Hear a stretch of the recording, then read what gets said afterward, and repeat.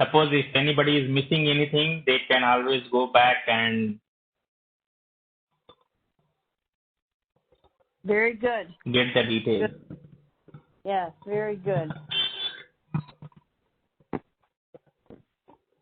Looks like it's been a very nice program so far. Yes, we had almost 50 plus speakers. We never knew that the inaugural edition itself will be having so popular in India, but we have got really phenomenal response from the audience as well as authors, speakers. So what? I told now in India people are looking forward for this kind of initiative. They are eager. They are just looking for a platform. Yeah. It's funny, I was, my husband's gone with the truck, so he usually holds a meeting on Friday night. It's Friday night here. And he asked me to start the WebEx up so that the team could do their work, even though he wasn't there. And so I started it, and I left, I could hear them talking softly, in my, and I went in the other room just so I could turn it off when they finished. But I was surprised at the engaging chat that went on among the people that were in the meeting. And I was thinking they were talking about the radio strategy, which some people would think maybe isn't a really engaging topic, but they were enjoying the whole discussion, and I was thinking how cool that was to have them found together by this, and it, and it all has to do with the truck and what we do with the truck, and so on. It was kind of nice to hear joyful voices, Yes.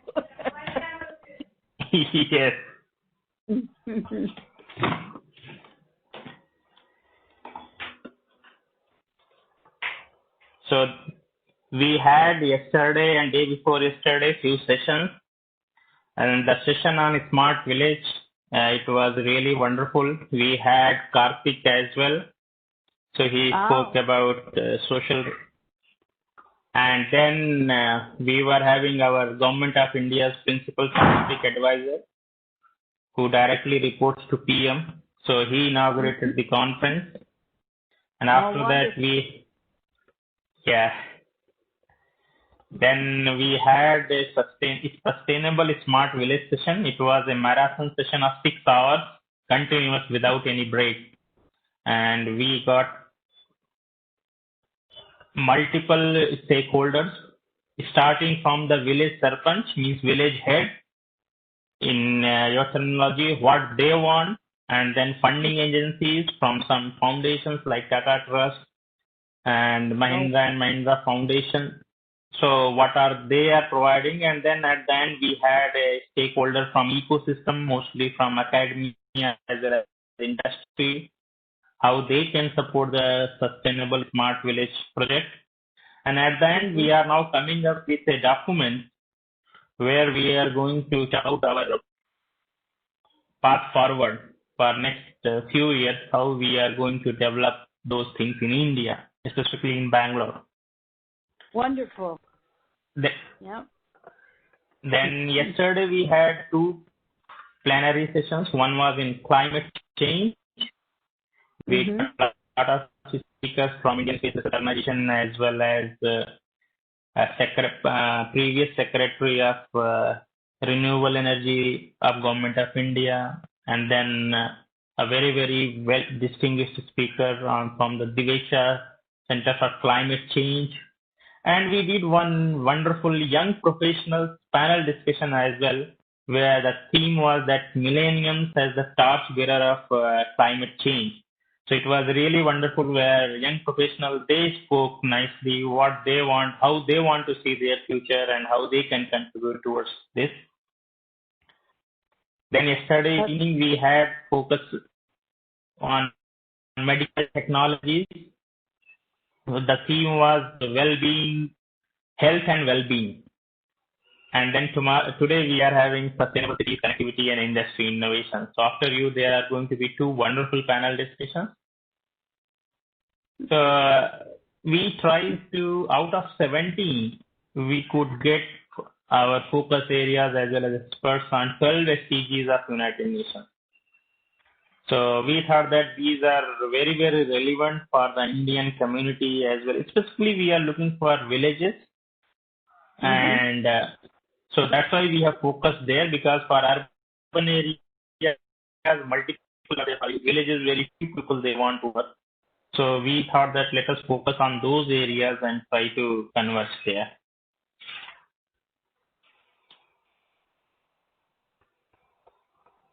That's great. Yes, I will communicate somebody. Yeah.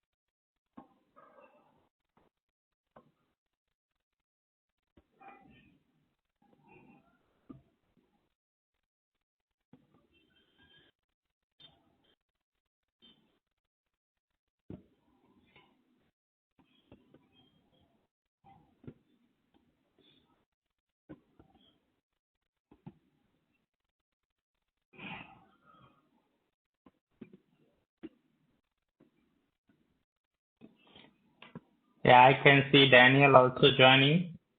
Yes, I see that too. So good evening, Daniel.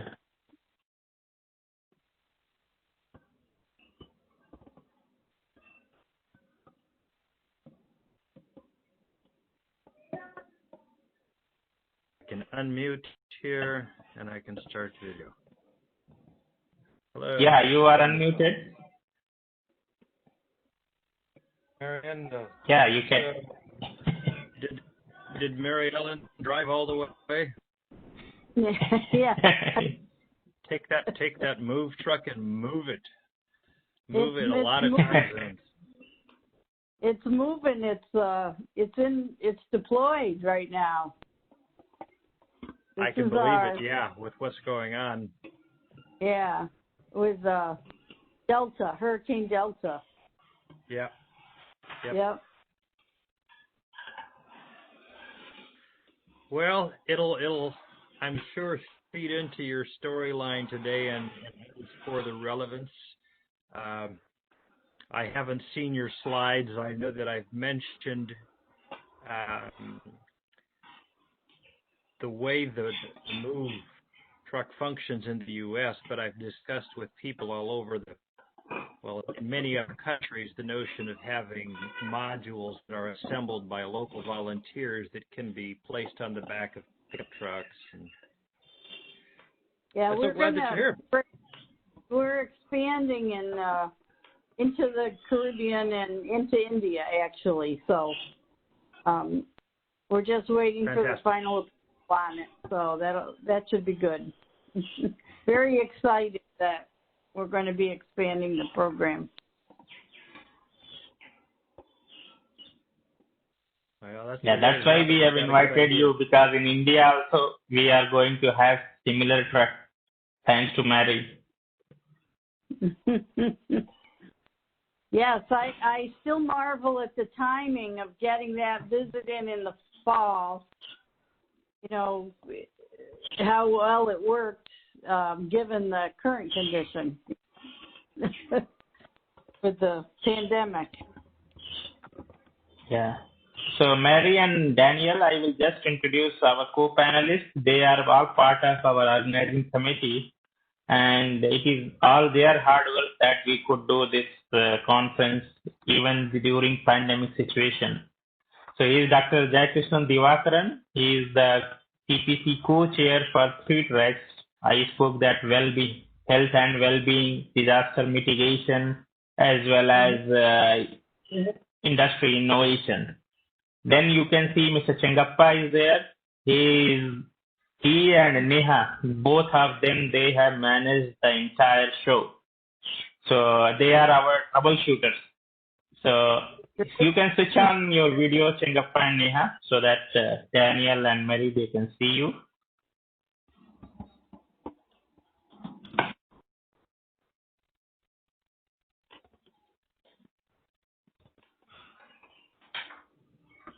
Hello, Mary. Hello, Daniel.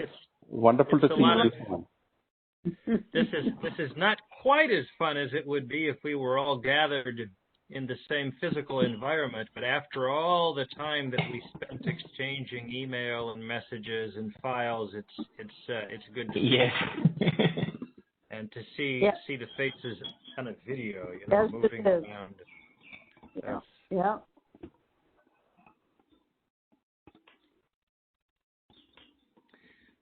Well, I offered some of my speakers on our panel, I offered them wake-up calls.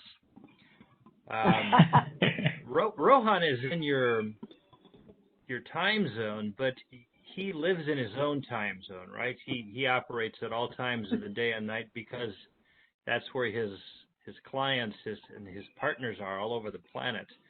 And then we have Thaisa in Rio calling in at 2 and Blanca calling in at midnight from Mexico. And it's still early evening here. I'm fine. Okay, I think we are .8. So shall we start? Irrespective of people join there so that we maintain time and people will join in due course of time, because this being Saturday morning, I think the people will be slightly late, but no issues. We are having all the relevant people here who are going to make the difference. So good morning to all of you. We are going to start our third day first plenary session on sustainable cities, connectivity and industry innovation. We are very honored to have our first plenary speaker of the day, Mary Ellen Randall. She is Director IEEE Move Community Outreach Program, as well as she is Treasurer of IEEE. The entire money of IEEE is being managed by her. So it is very, any money you want, you have to go to her, then only you can get anything from IEEE.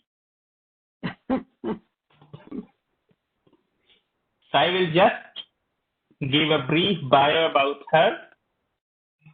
Mary Ellen Randall is founder and CEO of Academician Technology. Previously, Ms. Randall spent 22 years with IBM, including an international assignment in Montreal, Canada. She was named one of the top 25 top women in business in 2005 in the Research Triangle of North Carolina by the Triangle Business Journal, and an Impact 100 leader by Business Leader magazine in 2003. Ms. Randall is a fellow of IEEE, past vice president of NGA 2017. She chairs the IEEE USA Move program. Previously served as IEEE Director 2014, 15, 17, and chaired the IEEE USA Awards Board. Served as IEEE Region 3 Awards and Recognition Chair, IEEE Region 3 Women in Engineering Worldwide Chair as well. So on this wonderful morning in India and evening in US, you are most respectively invited for delivering your keynote. So Randall, over to you. I will make you the presenter. Okay, very good. Yeah, I would also like to inform all the audience that because of her endeavor, very soon in India, we are going to have IEEE USA Move, and Bangalore Section is playing a pivotal role in getting those things done. And the plan is to have that truck managed and placed in Bangalore by IEEE India office. So I'm very happy that I still remember that 1 year before meeting we had during I think in same time, October or November, we had this meeting and we discussed that yes, India is also a place where IEEE USA move vehicles should be there, and she took over from there, and within a year we are having approval of this truck with us. Thank you, Mary. Over to you. Thank you. Good day, everyone. It's a pleasure to be here and with you, even though it's virtual. And as Puneet said, my name is Mary Ellen Randall, and I'm an IEEE volunteer. So my titles on this slide are volunteer titles. We'll discuss the MOVE program. So I'm sure you all are familiar with IEEE, but some folks are not aware that we're over 400,000 members strong around the world. And the MOVE program was piloted in the U.S. We always planned this to just be the proof of concept. It wasn't intended to remain in just one country. So we're excited that we expect it to expand into India and the Caribbean as our next step. I actually created this special disaster response program. I'll tell you a little bit about that. Call it MOVE. So it's a mobile outreach vehicle, and I'll show it to you. Our objectives were to address any needs in the emergency response, any place where we could help with our special talents. If you think about all the skills that IEEE members have, we can do things that others who are not in our field can do. And so we were trying to figure out how do we create an environment where we can bring those skills to bear. So in our case, with the initial program, we partnered with the American Red Cross, and they also share where we advance technology for humanity. Their goal is to relieve human suffering. So after these disasters, of course, those goals line up very nicely where we want to help folks and relieve their problems that they encounter as a result of the storm.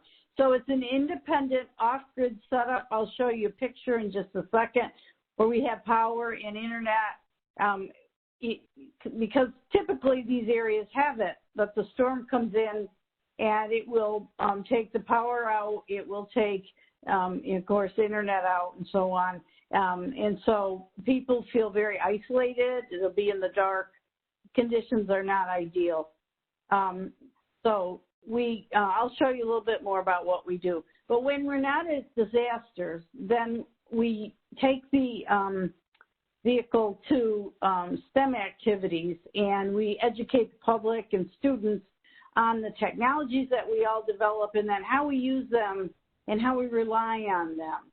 And so that's what we tend to do in the, if you will, off cycle for disasters. Of course, we know they can come anytime, but here in the Southeast U.S., we have, they consider hurricane season to start in June 1st and end at the end of November. And of course, we've been to disasters before and after that, but it gives us an idea that during the winter months, we can get to students and educate them and do some things, update the truck, whatever we have to do, we can work around that cycle pretty well.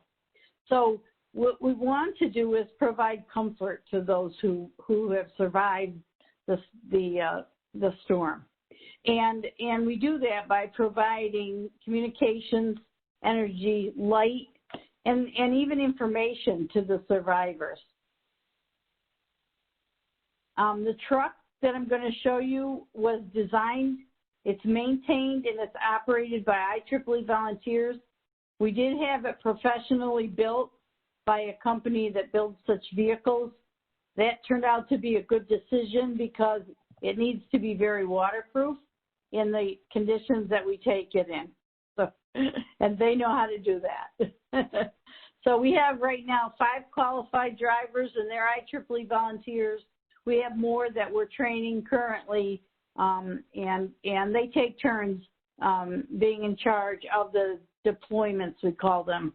So, but we have also a team of trained volunteers, many trained volunteers, because when we go on a moment's notice, and you have to find someone who can drop everything and go. So we have a good pool of volunteers, and we have good luck at finding someone who can go. And they're spread all over the country. Some will never deploy, but they support in other ways. So this is a picture of the truck that we use. You'll notice on the right-hand picture, the satellite dish is deployed. That's how we communicate when all the other infrastructure is damaged, and it's very handy for that. And this is a cutaway of the inside of the truck. Of course, we have equipment in these racks that are here, the satellite dish on the top. We're powered, we have solar panels, and they work with our generator, so they always keep the batteries charged even when we're parked for long periods of time, and so we're always ready to go. This is a work area in the front with some tables. We have storage along the outside and inside up in this area, and we have a radio console in the cab. So this is some of the equipment that is in the rack. On the left-hand side, it's the satellite equipment. We have a data network. We have IP phones that run across the satellite. So if the phones are down and the cellular towers are down, anything like that, we can still communicate with this setup. And then we can even do video conferences and things like that. We have a system called Directv, which provides news and weather information because we have to be be aware of what's going on with the weather. Because a lot of times with these storms, you'll get flooding, you'll get roads out. The heavy rain may go through, and the rivers and streams may be several days before they reach their high point. And so flooding is always a risk, and we just have to be aware. We don't intentionally go into trouble, but we have to be careful that we stay out of this. So we make sure that we have news feeds, and we even have a weather team of volunteers who keep us up to date on what's happening when we're deployed. So let's see. Next slide. Oops.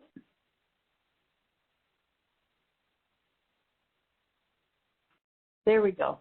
Okay. So here we have networking equipment.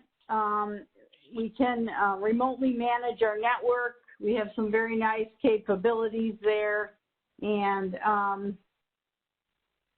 that also is in the left side rack. Now, on the right side rack, when we, before we developed this truck, we talked to people who survived these disasters and asked them what kind of problems they had. And we were surprised at how much they relied on their phones during these disasters. You know, they may be many days with no power, and they tried everything they could to keep their cell phone charged, charging it in the car if they could, or any method they had of trying to stay in touch with their cell phones. So we built this battery charging rack where you can put a phone or charging battery in there, and we can do about 100 at a time. And we most often give these battery packs to like the Red Cross folks that go out into the field to find survivors and do things of that nature. But we can also charge phones in there. We sometimes do that as well. So we have a 10 kilowatt generator on board, installed on board. It's fueled. It runs off the same tanks as the truck. It's a diesel truck, and it we use it for the heating, the air conditioning. A lot of times we're in a warm climate where we have to keep the equipment cooled, and of course the people like to be cooled too. But all of our onboard equipment and everything is powered by the generator combined with the solar power. So, and we can run in a disaster, we can operate 6 to 7 days, 24 hours a day without refueling. So the system works quite well, and we're pleased with that. Usually by 6 or 7 days, we can get fuel. It might be from a government source who's supplying to relief workers, but we can usually get fuel by that period of time. So we're able to continue our operation. This is a picture of the top of the truck. As you see, we have the solar panels in the dish, air conditioners, et cetera, there. And then on the right, this is the solar charger controller that we use in our power system. Now, just briefly, it's based in North Carolina, which is in the middle of the east coast of the U.S. It's just not too far below Washington, D.C., if you're familiar at all with the U.S. Geography.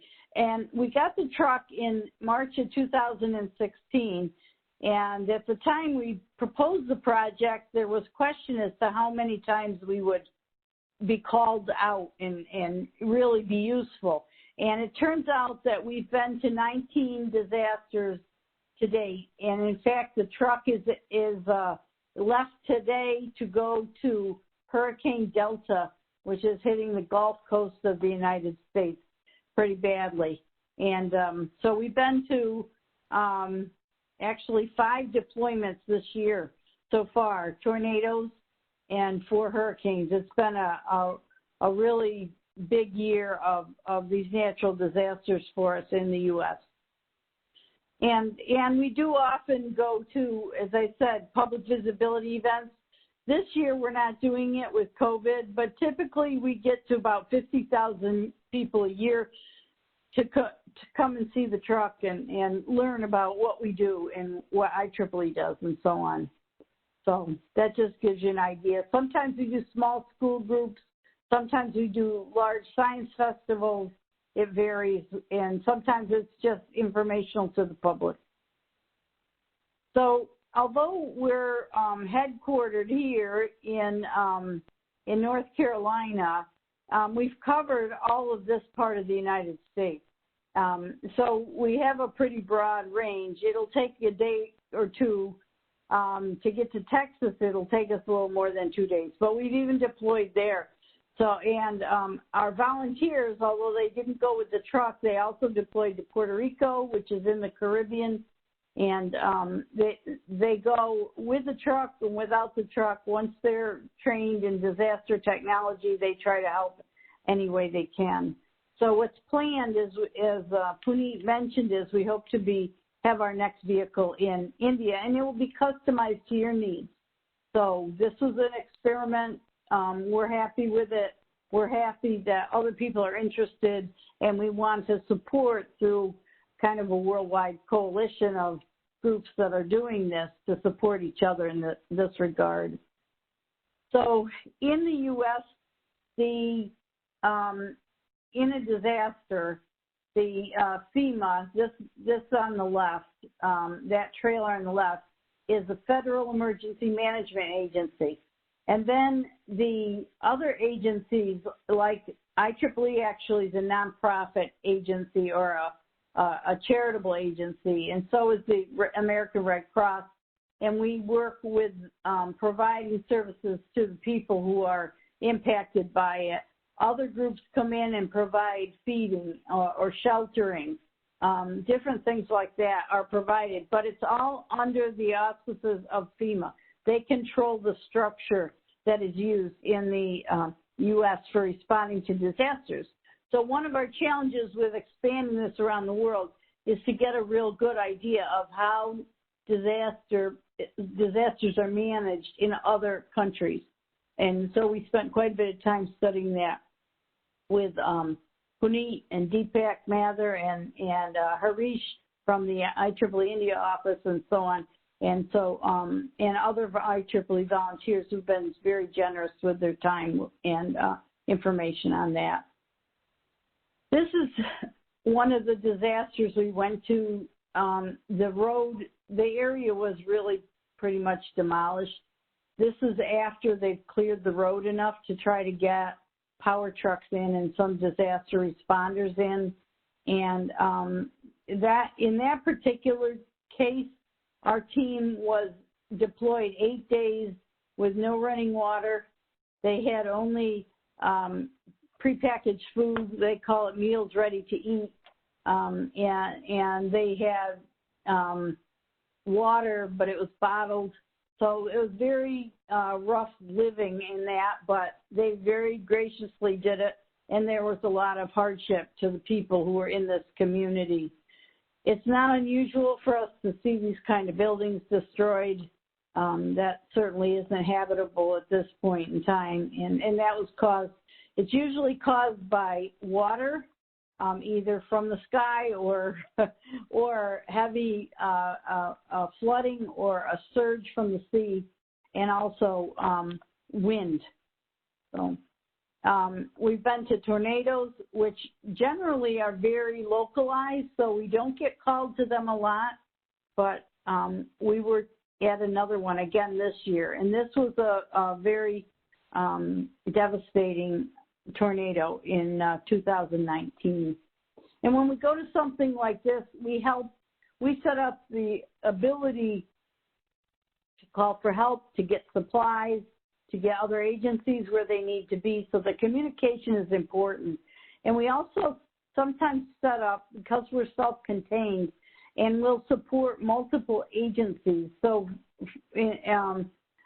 some agencies provide food, some provide shelter, cleaning supplies, support for businesses, et cetera. So sometimes we set up in an area where, 10 or 15 or more of those agencies are in one place, and we'll provide their internet service and sometimes some power and whatever it is that they need, so that they can, the people who are affected by this can come once and get all the help that they need in one place. And then we help people connect with their families as well. So this is another one that we were in. It was an asymmetrical tropical cyclone that did a lot of damage in Louisiana. In fact, today we'll be back in Louisiana tomorrow morning or sometime tomorrow once the truck arrives there. That's where this other storm is hitting. But we provide support to the community, education during all these things. In this particular one, it was a hurricane that was very, very, very bad. And we helped with feeding the victims and the volunteers. And if you think about it, just to get set up a place to feed people, you need to communicate, you need to ask for supplies, you need to keep track of things, all those kind of things we support with the technology that we have on the truck. So this is a modular unit that was developed by Dr. James Conrad. Some of you might know him from the University of North Carolina in Charlotte. I know he frequently visits India. And this is a modular unit that does a lot of what we have in the truck, and it's possible to pack this on an airplane or put it in a helicopter or something like that. And so that is, the case was developed to what we call military grade standards, means it's, very rugged and so on. So it can hold up under these kind of conditions. And then this is inside the truck. As you can see, we have some tables. In this particular case, it was being used as a command center. That's why there are radios on the table. And law enforcement actually used it to try to coordinate a program to put smoke alarms in homes of places, families that didn't have them, to try to prevent deaths during fire. So we do some prevention things as well.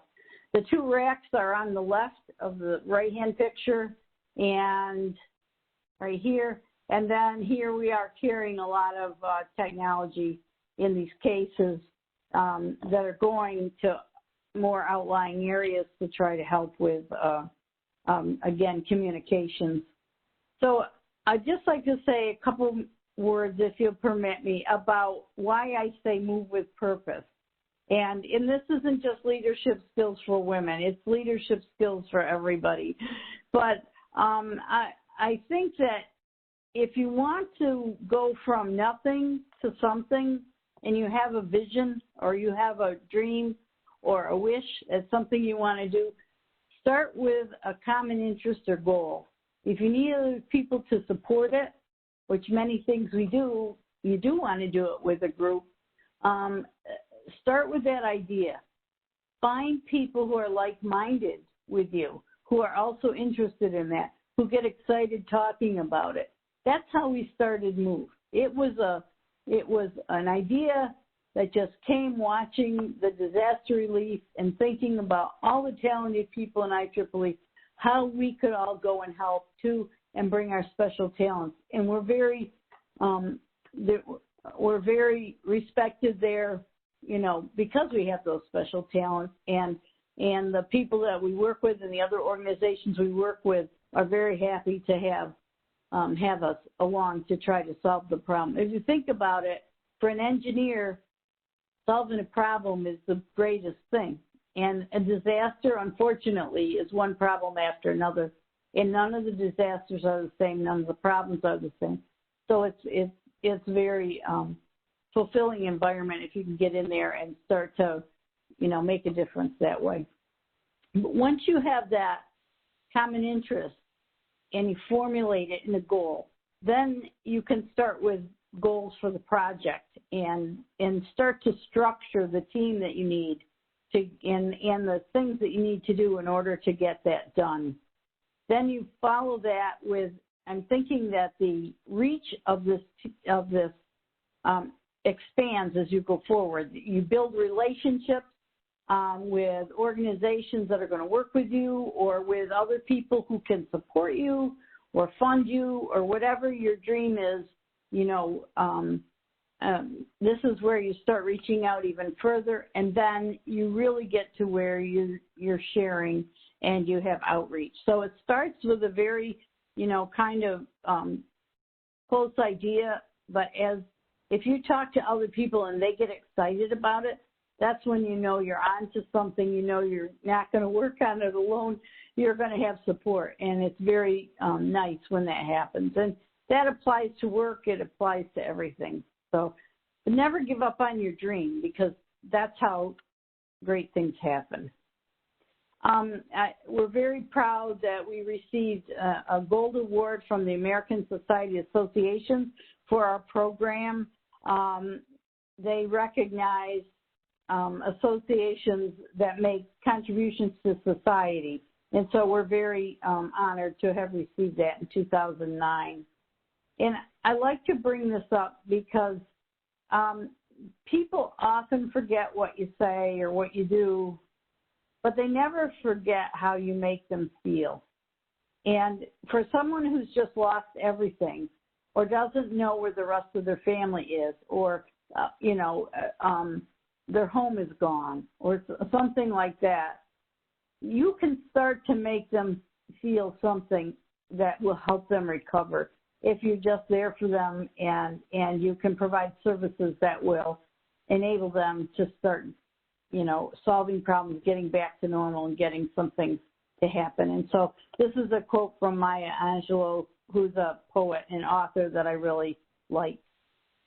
So if you'd like any more information, I'm very happy to provide it. Here's my IEEE ID, merandall@IEEE.org. Please reach out to me. I'm very happy to speak with you, and thank you very much. Thank you, Mary. Thank you very much for this wonderful presentation. So I would like to ask one question from you, because Sure. we are going to have IEEE MOVE initiative in India. So what are the plans strategies, and within how many years you see that it can be implemented? Well, these kinds of programs, the only thing that slows you down is money, right? So if you know, I think that we have, I think it can be done as quickly as we get the truck going and so on, because we found that you can do a lot of things in parallel, right? You can build the truck, you can train the volunteers, you can start to develop procedures, and we'll share all the procedures that we, you know, here, and you can adapt them and so on. And you know, and then you start to work with the external partners that can start going on. It already is started. So all those things come together and be going. So it can happen quick when it finally does. Sometimes the gating factor is how long it takes to get a custom vehicle the way you want it developed and manufactured. So. Mary, Okay, I Mary, have another question is, yeah, please go ahead. Mary, the Red Cross network was already there in US, and why did we not? You know, what is different in what MOVE is doing compared to Red Cross, and why did we not, equip Red Cross with all these technologies than to create a separate entity? Well, that's a really good question. And in the FEMA structure, to get to a disaster in the U.S., you have to be under the FEMA structure. So first we went and looked at what do we have to do to get under the FEMA structure, and think about it. It's a huge structure. We were one truck, small team of volunteers, unproven, and so on. And after we studied the problem, we found that we needed to get a partner who could get us into the disaster and whose mission lined up with ours. And what we found in the Red Cross, they were very welcoming to us. They wanted to be partners with us, and they valued that we could handle all the technology. So they have a lot of volunteers that go and that are nurses and that are social workers to try to help people who have, been hurt by the disaster and different things like that. And they do have some technology assets, a lot of technology assets, and a lot of people that are technology oriented. But they have told us that the folks that we send are top notch. And so the IEEE folks that go are usually called out to go with them. So we provide a lot of services to them so that then it has a multiplying effect, because then they have a lot of arms and legs that can go out into the community. We have the communication technology, and we can set it up really fast. That's the advantage of the truck. And so we work together on, we've learned their technology and their equipment, and they don't use ours, but they use us in the solution. So we're like the big tool in their toolbox, if you will. And it works quite well because we do provide them very highly skilled people who can solve just about any problem. And that's what we hear all the time. But we also deploy without them. So we recently deployed to a medical facility in Louisiana that had part of the roof ripped off. They were shut down completely. And we went down there and gave them power and internet so that they could start to rebuild and get back on their feet and start serving the community again. And I just spoke to them again the other day, and she keeps telling me how wonderful it was, and how resourceful our people were who were there.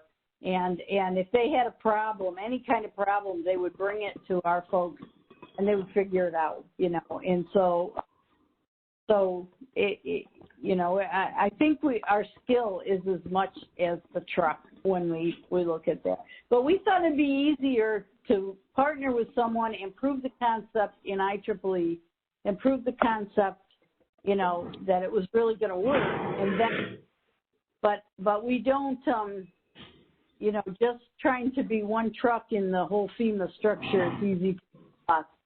So it's worked out pretty well for us, this approach. And it'll be different in every country how you do it.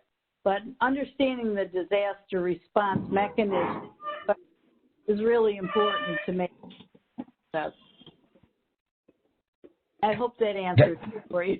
Yeah, I understand, definitely. And in India, it will be like not only one model fits all, but you have to have it fit to different regions because you get different kinds of disasters and due to the diversity. So it will be great and interesting to work in India and customize it for this. Right. Yeah. And so maybe I will take one more question. Yeah, please go ahead. Well, I was just going to say, we're also working in the Caribbean where there are islands, little islands, and we're not putting trucks there, We're taking something that's more modular there, and we're working with the disaster relief organizations that are on these different island nations and so on, and trying to come up with them. But it's interesting because they all work together, even though they're different countries and so on, and so that's kind of nice. And then you can work with individual ones, and then they multiply it across the entire region. Yeah, so the next step will be the move helicopter. Well, there's been talk of a move boat.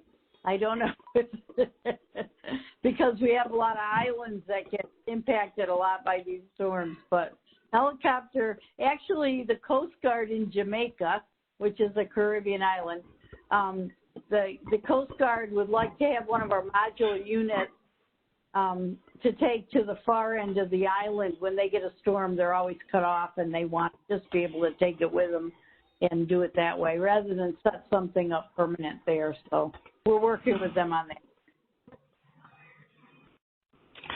Yeah, thank you, Mary. Thank you very much for your wonderful session. I don't have now time. We are slightly late. So any questions are there, please reach out to Mary. She will be she's more than generous to respond quickly. I know you write to mail to her and she will respond within 24 hours. That's what response I have got at multiple times. So being this virtual conference, we are not able to meet physically. So we have devised this new way of thanking all the speakers. So Mary, thank you very much. Thank you. For all your... Oh, thank you. Yeah. Thank you very much. Thank you. Mm-hmm. So friends, now we will be quickly moving to our next agenda of this plenary session, that is a panel discussion on urban livelihood. And this panel discussion is going to be moderated by Daniel. Panelists are Syasa, Neha, as well as Rohan. I will just introduce my friend Daniel. Daniel Lotis currently serves as past chair of IEEE Site Steering Committee, as well as treasurer for the Santa Clara Valley section of SSIT chapter, and vice chair of SCV MPT chapter, that is magnetic chapter. Daniel's involvement with IEEE Humanitarian Technology activities began in 2013 when he joined the organizing committee for the 2013 GSTC, that is Global Humanitarian Technology Conference. He was employed as principal engineer at Western Digital from 2013 to 2019. Daniel is currently active at CLSE Consulting. Daniel earned his PhD in physics at the University of Minnesota, preceded by a bachelor's degree in physics at the Federal University of Paraná in Brazil. So I will just give the context of this session, and then I will hand over session to the Daniel.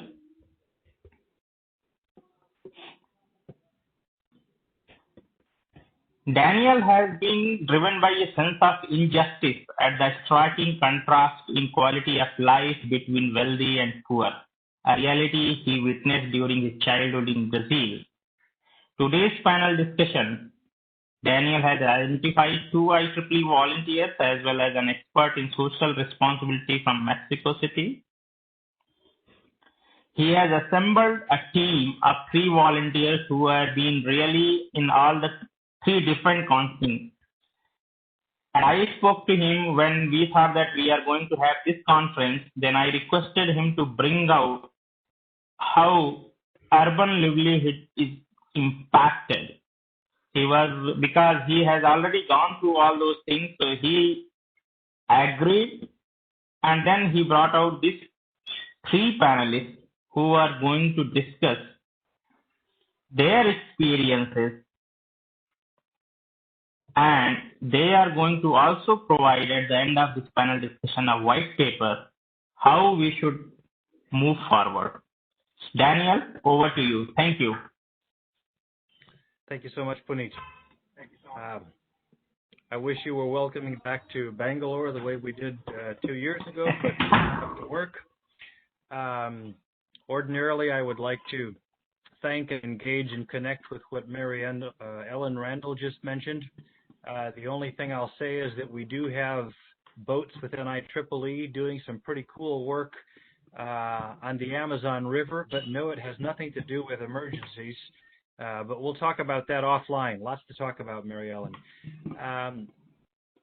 I played around a little bit with my my controls for the video feeds. We will not be using any slides. So what we are hoping we can do is get everyone to arrange your slides, yes, so that we have the sort of tile so that you can see a bunch of us at once. So let me start with Blanca. Blanca, raise your hand, identify. So that's Blanca, if you could see her waving her hand. If not, you'll see her later. She's got books in the background and black and white stripes. And Thaisa, you're on my right on my tiles, but yes, say hello. So Thaisa, and then some of you already know Rohan. Rohan? Okay, so it's going to be a little bit time consuming if I go through all of their bios. Somewhere on the website you should be able to read up on this. But yes, we do have a non-engineer with us.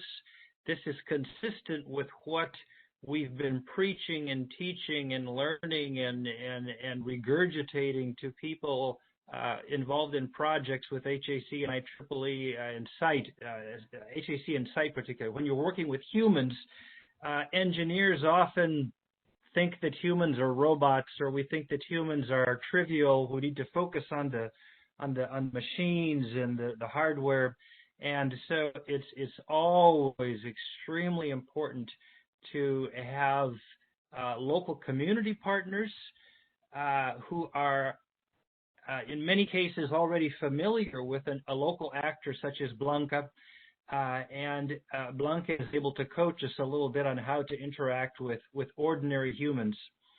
I did want to, before barging in, thank Puneet and the other organizers. I know that there's a tremendous amount of effort that goes into organizing a conference, and in this case, you were halfway organized, and then suddenly you had to reorganize because of the pandemic, and we experienced that with a much smaller conference. So thank you very much. If there are any of your, I know we had some very very meaningful, very experienced individuals who have contributed enormously to science and technology and to humanitarian causes in India, present at some of the sessions. So if you're there, I'd like to acknowledge you and thank the dignitaries who might be here. But I'd like to pass the ball on to Blanca right away. And we're having her start not just because it's alphabetical or because she's a woman, but because she is the one non-engineer. and we'd like her to have the first word before the engineers speak up. So these will be a round of opening statements. We're following rules more rigid than those followed by American political debates. So about 4 minutes for each of the people to give their each of my speakers to give their their opening statements. Thank you, Daniel. I'm so honored to be here with all of you. I'm going to try to do it on time. So I want to share with you some of the context that we are living right now in Mexico, and especially on this subject. So to put you like in this context, we are 120 million in Mexico, and we have 41.9% of the population that actually lives in poverty. And this is like the equivalent to 52 million people whose the main indicators that we are measuring about the vulnerability that they are living are mainly 6 of them that I'm going to share with you right now. And some of them are, for example, the educational lack, the access to healthcare, the social security, the access to food, even the income, the quality and the space of the housing, and all the access to basic housing services such as drinking water, electricity, even having bathroom inside of the houses. So where I live in, it's called Michoacán, is the state that it's in the west of the country. It's like 4 hours from Mexico City. And we actually have, in my state, 59% of the population that are living in these conditions of vulnerability, where 14% of them are living in extreme poverty, which means that they are having an income that is lower of the $2 per day. Now, kind of this, one of the indicators that I already shared with you, it's the educational lag. And that's what we are addressing with the program that I'm developing in the university with some volunteers. And where in Mexico, there are many rural communities that are within the converse areas of the larger cities, such as Mexico City, Monterrey, Guadalajara, that are like the larger cities. And these communities, they all have these similar characteristics, such as I already told you, the lack of education, of drinking water, electricity, and all of this that I already told you. And we are working specific in a community that's actually really near to us. That's like 20 minutes from where I live, that it's a city, big city. And this community, that it's basically a rural area, it has a lack of all this I already mentioned, and also to access to technology. And right now, we know that we are facing even a larger problem with this pandemic situation. So we have to be addressing this situation of the educational backwardness that they already have before the pandemic. But right now, the online education that we are actually living right now in this moment, they do not have this option. It's not an option to them because they do not have computers, internet, television, or even a telephone signal that it's really important right now. So what they are facing is a system where the teacher goes once a week and evaluates without a coach, without a advising or companion of the little kids that are from 3 to 12 years. They are basically self-learning in this new condition that they have, and they are having a really serious problem in this educational lag. So we have to intensify, and what's working right now is these workshops weekly where we can try to help them in their in this work that they're doing.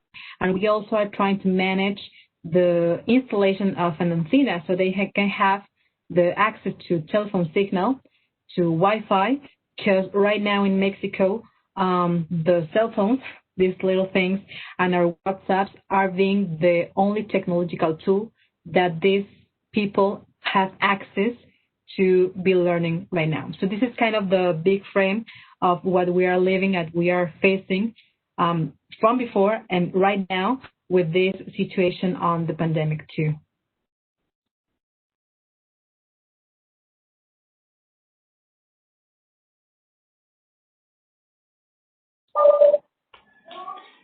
Daniel, you have to unmute yourself. Blanca. Thaisa, it's 2 o'clock in the morning, 20 after 2 in the morning, so you have an excuse for not being on the beach in Rio right about now. But yes, when we think of Rio, we tend to think of the beautiful mountains with the cable cars and the big statue with the guy out there with his arms like this, and the samba in the streets and the tourists on the beach. But we are also familiar with the reality of the slums of Rio. And again, one of the reasons why we're talking about urban livelihoods and the struggle against urban poverty is that, for one thing, the population of the planet is finally come to where over half of the planet is urban. And that is becoming more pronounced as time goes by. The population is only going to get more urban. And the fact that we have poor people everywhere means that we have poorer people in the cities. So, Thaisa, I'm wondering what you can share with us in terms of some of the special barriers and challenges that are faced by our more challenged populations in Rio.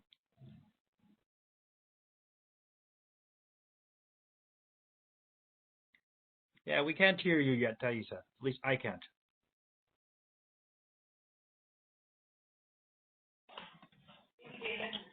No, yes, I think some audio issues are there.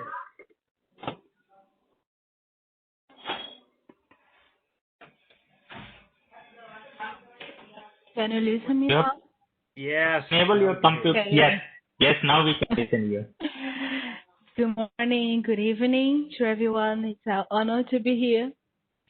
So, Daniel, following the line of Blanca, Rio has the same two problems than in Mexico. We have this lack of education. There is a lot of poverty here because, as you can see, in Rio there is a lot of slums, and this is because as the city was getting bigger, more people from other states and other cities came to here. So the city started to be crowded, and they started to create their houses on the mountains. Because of this, the city started to be crowded, and now we have almost 7 million people in Rio de Janeiro, and about 22% of these people living in slums. And in these slums, there is a lot of drug traffic. There is a lot of criminals there, and people live there. Doesn't live in there because they want. It is because they need to be there. So these peoples they receive some. The government sometimes help them, but it's not enough because they are facing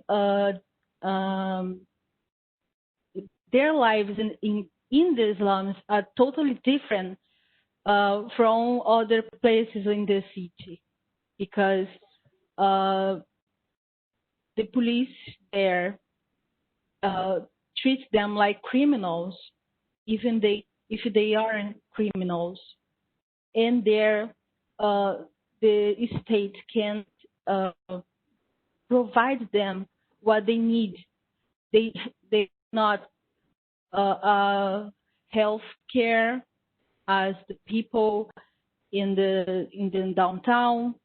They can you listen to me? My internet's broken, I think. So it's broken to me, so I can see your faces, and I don't know if you are listening to me.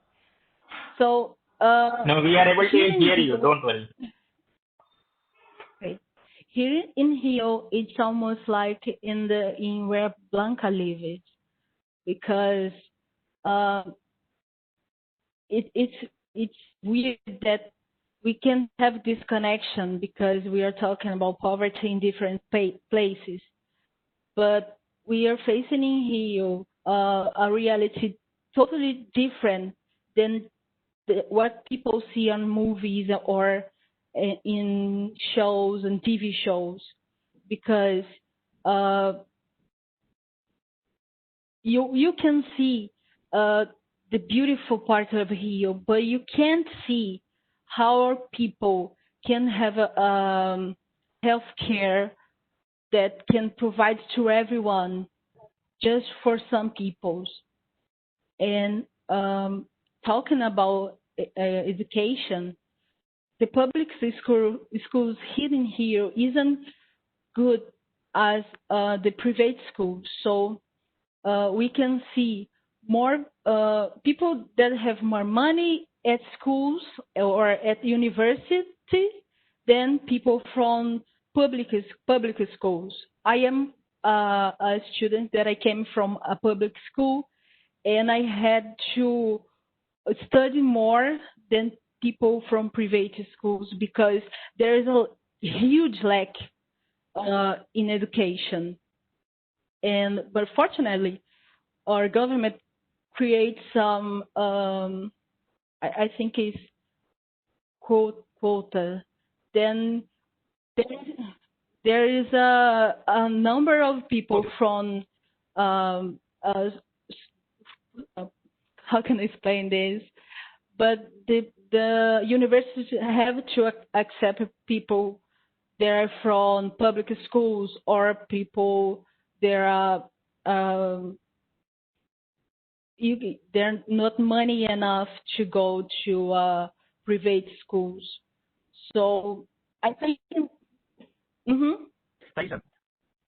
This is what we call affirmative action in the United States. It has different names in other parts of the world, but it is it sometimes is controversial, but it's widely accepted as being proven as having an ultimately very positive impact. So we're glad that exists in Rio, in Brazil, at the federal universities. Yeah, I'm glad too because of this. I am now on IEEE student branch, and now I am working to be an engineer because I know my reality. My father has no money to pay for college for me. I graduate as an engineer, so I have this. I had to study a lot, and I am studying a lot because of this. I am too tired now, but thank God there is programs. But people in Rio, we have a lot of problems here. Well, I think it's better than years ago. It's better than 10 years ago. We can see more poor people at universities than 10 or 20 years ago. Actually, I am the first person in my family that went to university. Thaisa, thank you very much. Congratulations. We wish we could be there for your graduation. We maybe can do a Zoom session for your graduation. Rohan, opening remarks. Thanks so much, Daniel. Good morning and good evening to everybody joining in. And, it's going to be a tough act to follow after that inspiring story by Thaisa. But congratulations, on your graduation. And I think this ties in very well to what I want to speak about, building a little bit on what you just said and what Blanca has been talking about. And in the essence of time, I'm going to keep it short. So a lot of my work is around sustainability projects, and I'm going to speak about it from two contexts. So when it comes to urban slums, I have experience in working with communities in Africa and in India. So I'm going to take two examples for this matter. So one is the Esbet Abu Khan slum in Egypt, or the Esba slum as it is called, which is one of the largest informal settlements in North Africa, and also the Dharavi slum in my home city here in Mumbai. Now, something that is consistent not only with these slums, but in fact, even across developed countries like the United States. And it has become glaringly more obvious in the event of a pandemic, is that there's a lot of conversation around internet access and digitization. But I think a key factor that a lot of people miss out on is that when it comes to providing equal opportunities for urban livelihood to stakeholders that are below poverty line or just above the poverty line, internet access isn't enough. But what we need is internet equity, right? Access alone to technology and digitization is never enough. What we need more than that is equity. So here is what I mean. Building on the education example that Blanca was talking about, there are glaringly huge learning gaps between high and low income students. And this is consistent not just in, let's say, India or Mexico or Egypt or Kenya, but also in the United States. Now that everything has shifted online, which also includes opportunities for jobs, interviews, your classes, even though everybody technically has access to the internet. So, for example, in the last 5 years here in India, digital penetration, it's 1 in every 5 individual has access to internet, right? But now access alone isn't enough because, speeds are different, bandwidths are different, right? Devices are different, and you need more than just access to be able to compete, with everybody, because now, the market is open for everyone online, and digitization and internet equity plays a huge role on how you respond to opportunities. For a matter of fact, interestingly, Daniel, me and Blanca were talking yesterday about something very interesting.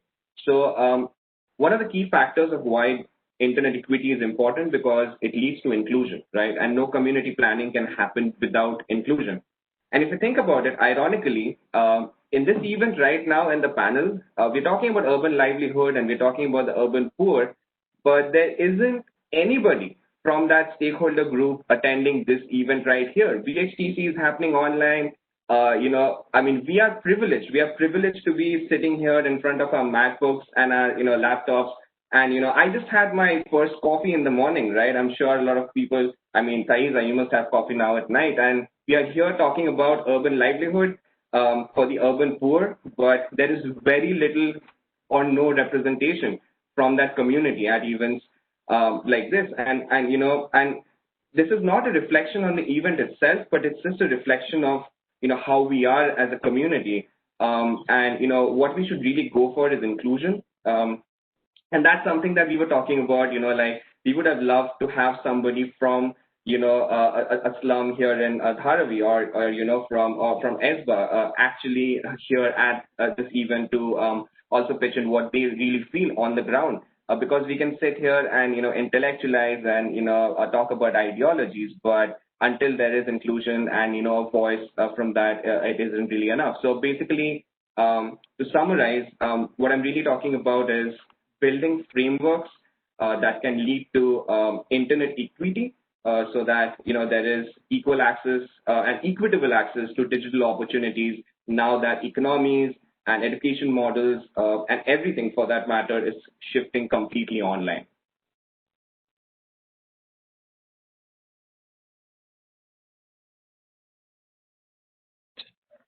Thank you, Rohan.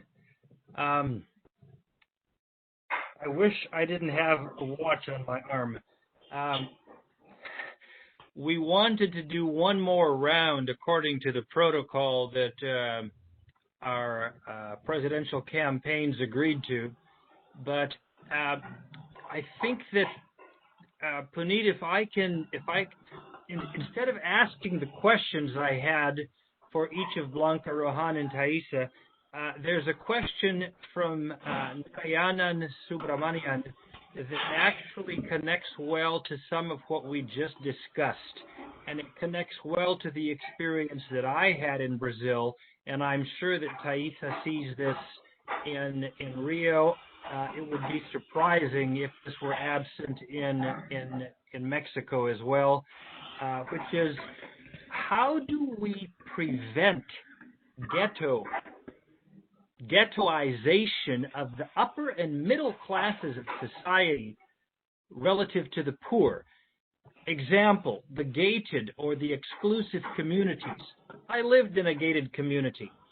When I first saw one, I was horrified, but I eventually lived in one after I had children. So how do you avoid that to develop more empathy and voluntary service, whether it's through community or social outreach, as opposed to just the once a year? We have something like this at my company. The once a year, I'm trying to blend my comments with what I'm reading, sorry. As opposed to the once a year CSR. Both social and technology barriers need to be breached. So Blanca, Thaisa, Rohan just spoke about the way we spoke about yesterday about the inclusivity and the presence and absence of technology in the different schools. Blanca, you were telling us about the schools where the teacher just goes once a week. What about things like in the very urban environments where we just hide behind our walls and we drive to work and we are completely isolated from 30% of the population?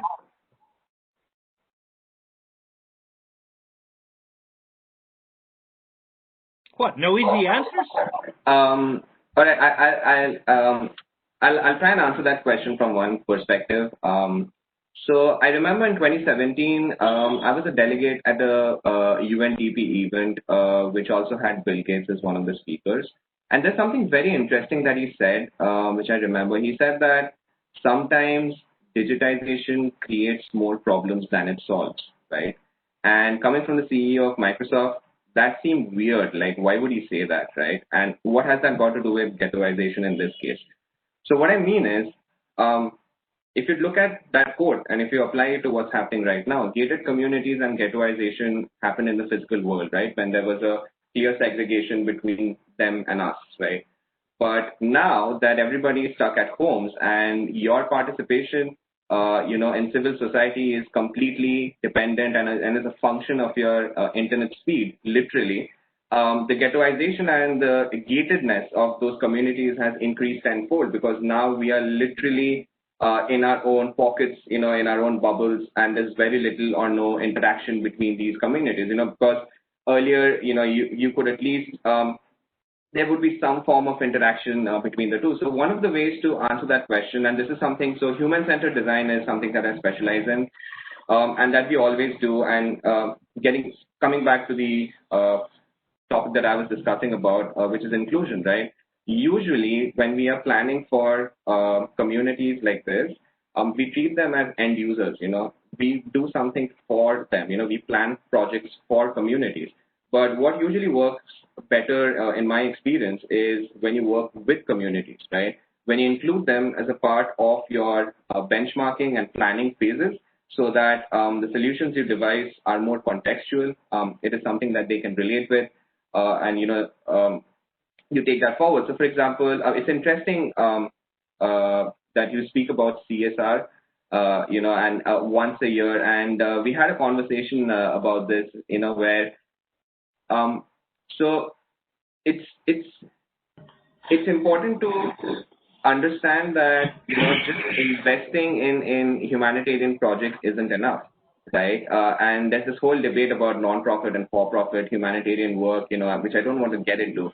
But I think the important point being that when you aim for sustainability, you want to transfer ownership of projects to communities, and you don't keep it with corporates. A lot of the major mistake that corporates make, and usually, it's this whole marketing gimmick where you design projects and it seems like it's helping communities, but the ownership still lies with the corporates. And I understand why, because that's where the funds come in from. But until you can transfer ownership to communities and let them take control of projects and also include them in the planning phase, it's going to be very hard to achieve inclusion, because inclusion starts from planning, and it's not really something you consider while you're executing a project, and that's how you have a more equitable society, if I may say so.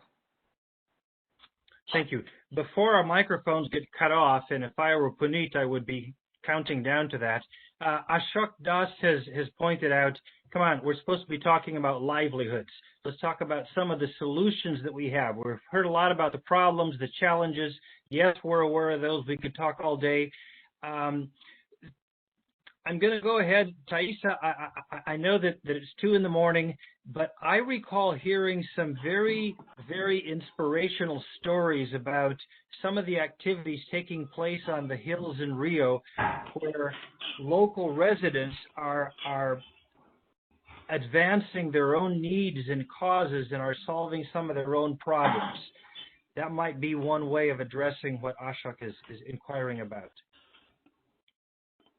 So Daniel, I was thinking about what's happening in Rio, and I just can remember about my university because, as Blanca said, a lot of people doesn't have devices to study, doesn't have internet, and my university creates a program that students that didn't have devices or internet, the university gave them.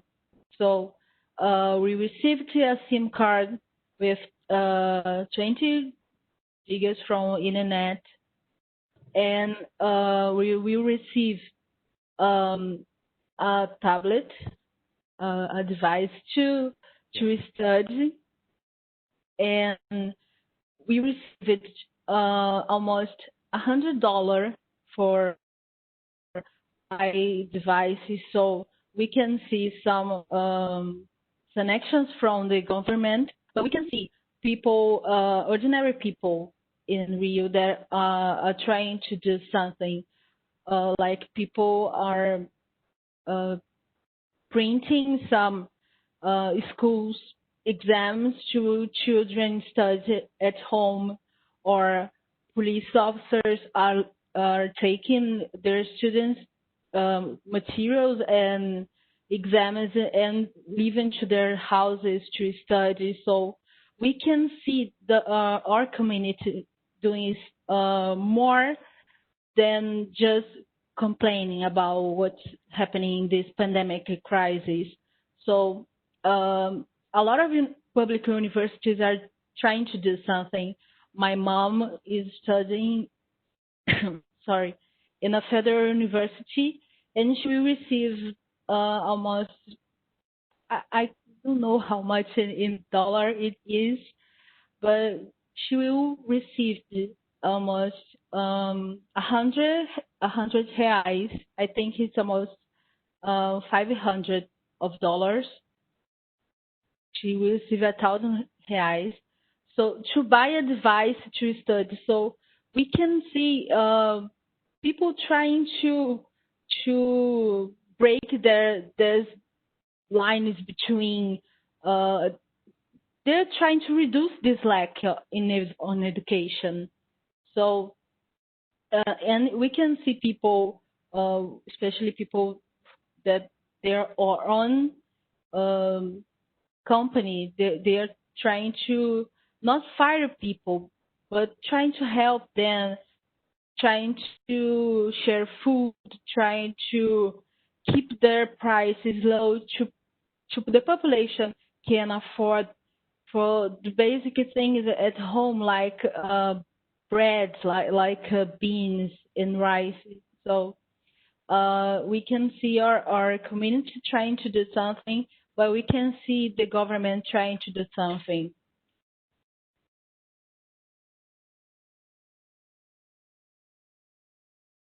Daniel, we can hear you.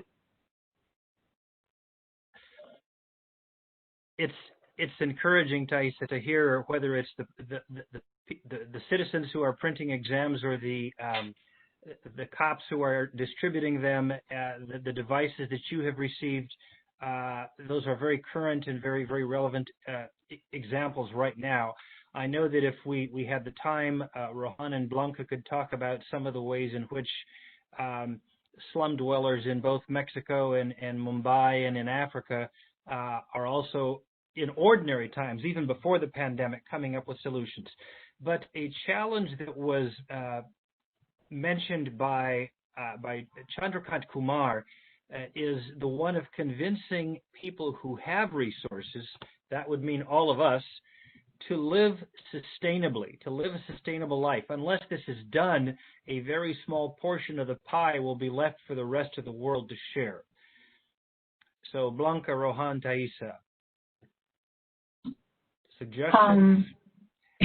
I would like to address it. I think it's a pretty tough question. I mean, that's like a million-dollar question. How do we make the awareness of being or of having a more sustainable life? But trying to address all these comments and questions, I would say that we have to work in two parallel lines. That it's right now we need to face the crisis. I mean, that's an emergency. There are people that are living today that are not eating anything. They do not have those $2 that we said earlier. They need our help there right now, giving them the food and all this like more, I don't know how to say it, like the emergency help. But we also need to work at the same time in the systemic and the structural issues that were before this whole crisis came to us. So we have to work in these two lines at the same time, and this is like a lot of work. So what I think that this crisis has given us is the awareness. I mean, a lot of people, for example, I see it like here in Mexico, a lot of people have organized, a lot of the citizens have organized, all the institutions, the government, the universities. I mean, we are right now working together. That is something that not always happens. We know that sometimes, at least here at Mexico, working with the government, it's kind of a tough issue. But we are right now doing these projects together with the academic area, with the engineers, with the society, with the government. And I think these are really closing these gaps, and we are addressing issues that were there before, but we were like in this bubble, as Rohan said, and we didn't have the awareness of the emergency that actually a lot of people are living right now, even before the pandemic. So I think these two parallel lines have to continue work in these sustainable projects. I don't really see any other way to close these gaps and address these inequalities, but in the view of more integrated projects that can be sustainable, that can give people the opportunity to make their own way, with their own talents, with their own knowledge, but with different resources. I mean, having the money foundations of the same government and some other organizations. And why in the structure of projects? Because projects begins processes, and that's what we have to do. I mean, we can have an emergency activity, or as you said earlier, Daniel, like this affirmative actions. But what we have to do is begin processes that can keep going on with time. And this is like, I think, the way we can make these bridges to close this gap and to address the inequality. Thank you, Blanca. Rohan, Thaisa, thank you for joining us. I'm afraid we're out of time. I don't want to exaggerate. Just mention to all of you who are listening, we have one example right here in the chat box, somebody who is volunteering to work with the four of us on the panel to address some of these issues. So that's exactly the kind of outcome that any conference, virtual or face-to-face, should have, is establishing connections that can yield fruit years later. So again, Puneet, organizers, thank you very much, and we'll stay in tune. Thank you, Daniel. Thank you very much for bringing up such a nice panel and the perspective from 4 different parts of the world, right from Rio to Mexico to US to India. And I fully agree with all of you that yes, it is the collaboration which brings this kind of conferences. And the intention in the beginning of when we conceptualized this conference, the intention was to have similar kind of platform where people working in these areas, they should come together, they should share their expertise as well as knowledge and experience, which I can see. When I heard PS Blanca, what I found the problems they are facing, they are more or less similar to what Indian people are facing. And what Rohan has told correctly, that we should have brought somebody really from Dharavi to know what kind of problems they are facing rather than we intellectuals sitting and discussing these things.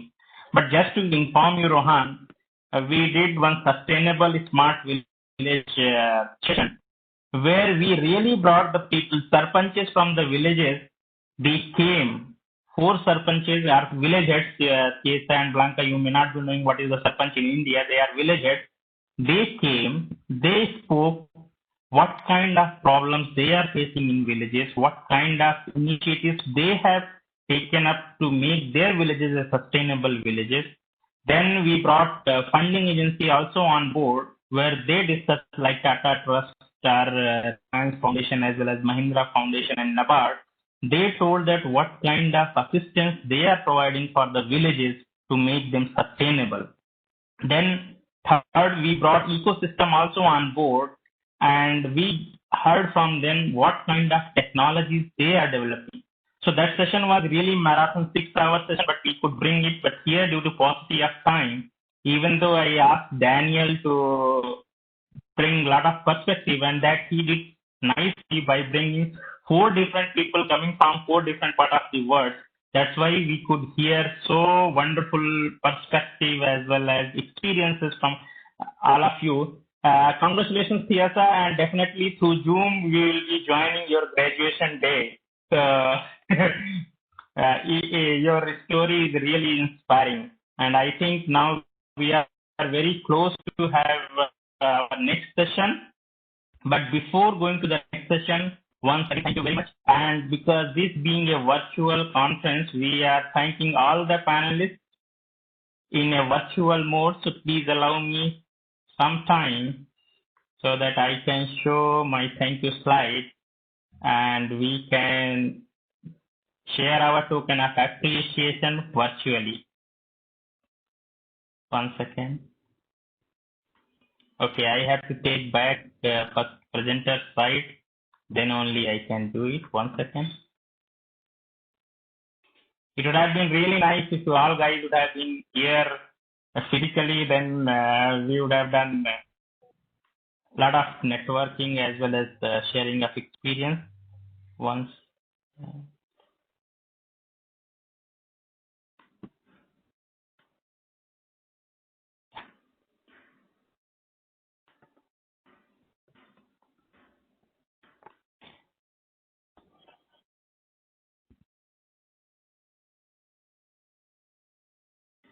So this is our way of thanking you virtually, and hopefully very soon you will be receiving the physical plaques at your place.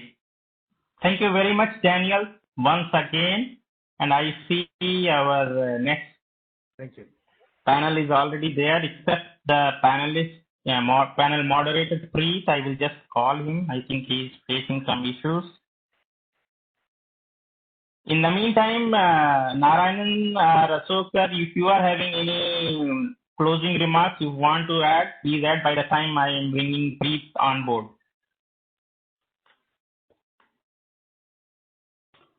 Sure.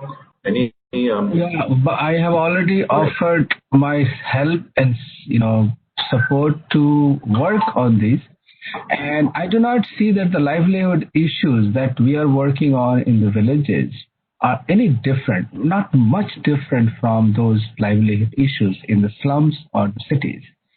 And I would really have, if you look at all the SDGs, this whole conference is around SDGs, and SDG 8 is the key.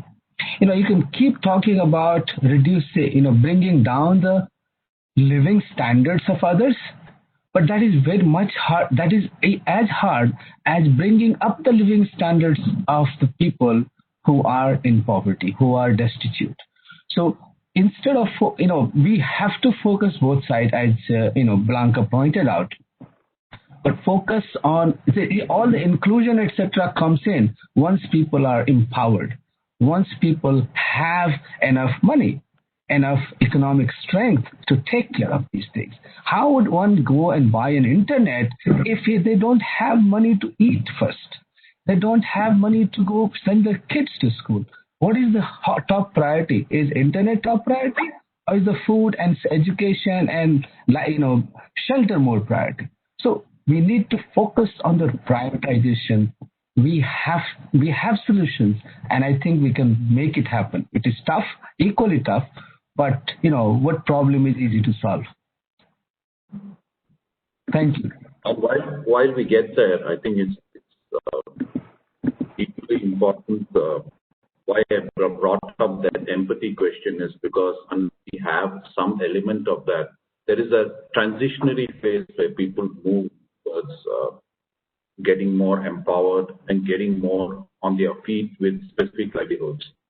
And that ghettoization of the mind, so as to speak, probably has to stop or expand at some point of time, because everyone needs some help. Nobody wants charity; they just want a little bit of helping hand, right?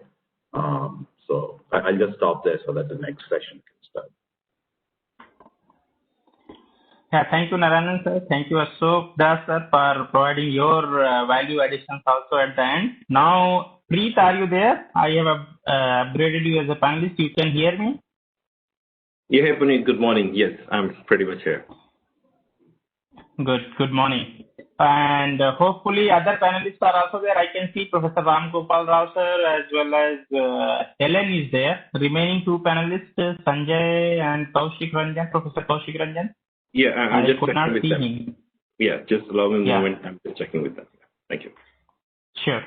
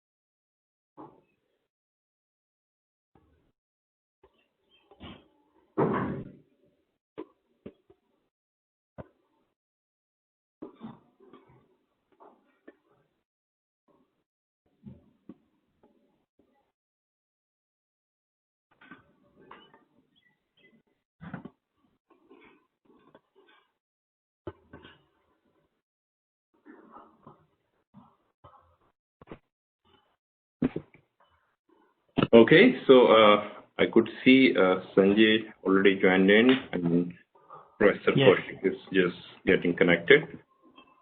So please let me know when you want us to get started. I think let him join, then I will initiate, and then I will hand over to you. Then you can take it forward. Sure.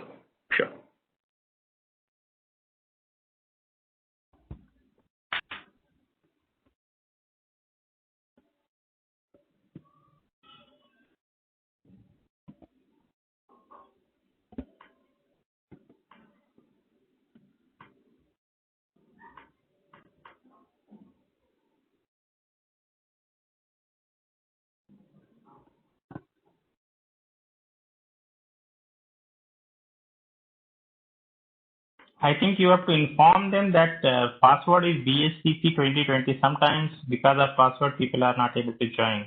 So yeah, I just sent him the invite as well, and okay. Should be in.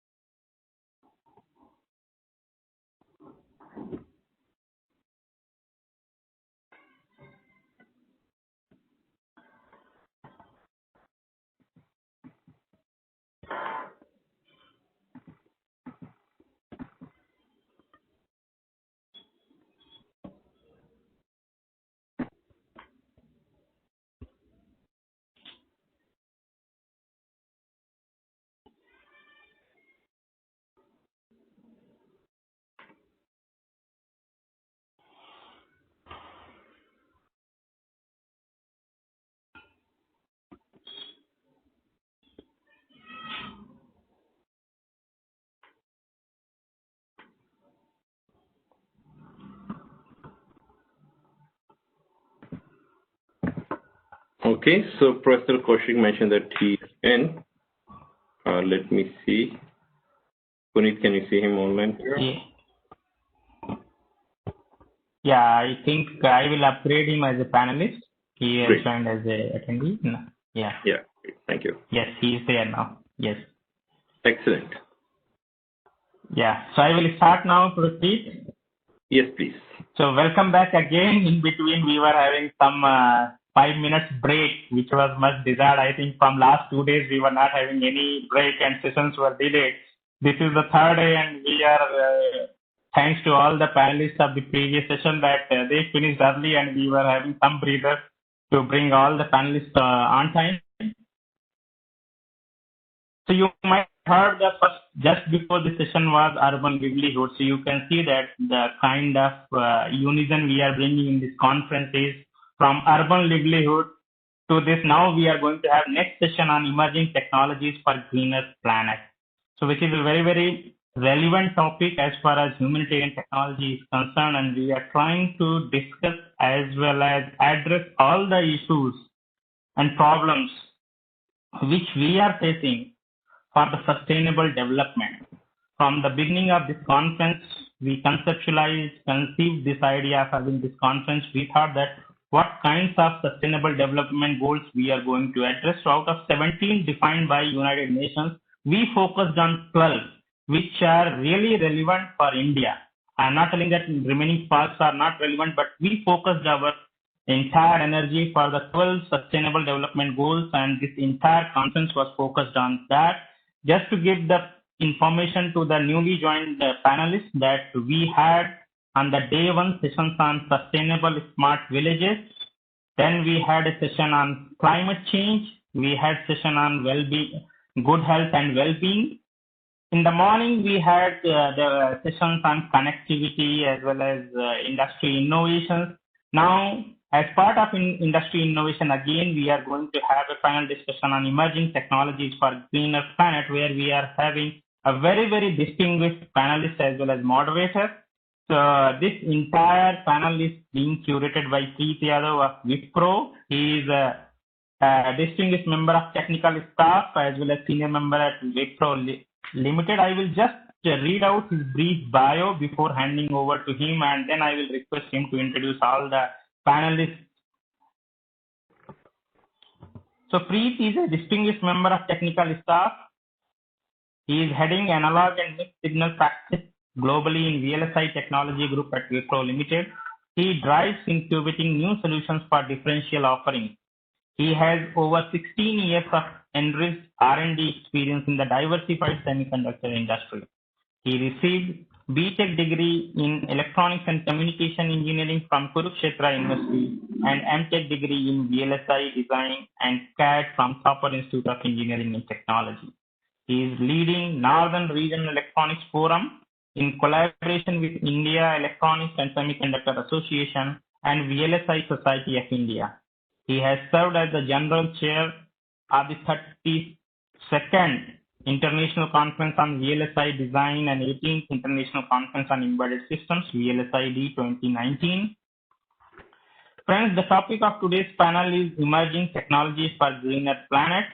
Here, Preet, along with other panel members, will discuss on how technologies can help us to make this planet more greener, more healthier, and more sustainable. Preet, over to you. Great. Thank you. Thanks, Puneet. Thanks for your kind intro. So, good morning, all my participants from India, and I could know we have global participants for this session. Good afternoon to the participants from Japan, and good evening to my dear friends from USA. So, thanks a lot for sparing out time to listen to us, and I'm really glad and overwhelmed with the eminent panel who are joining me today for this particular discussion. So today's conference theme is Sustainable Cities, Connectivity and Industry Innovation, and we are going to have a good vibrant discussion around emerging technologies for a greener planet. So a couple of days back, it was a pink day to make awareness about breast cancer globally, and today we are talking about a green day. So glad, a lot of awareness is happening throughout. People are sensitive about the issues, the concerns we as a global or as a whole humanity are facing.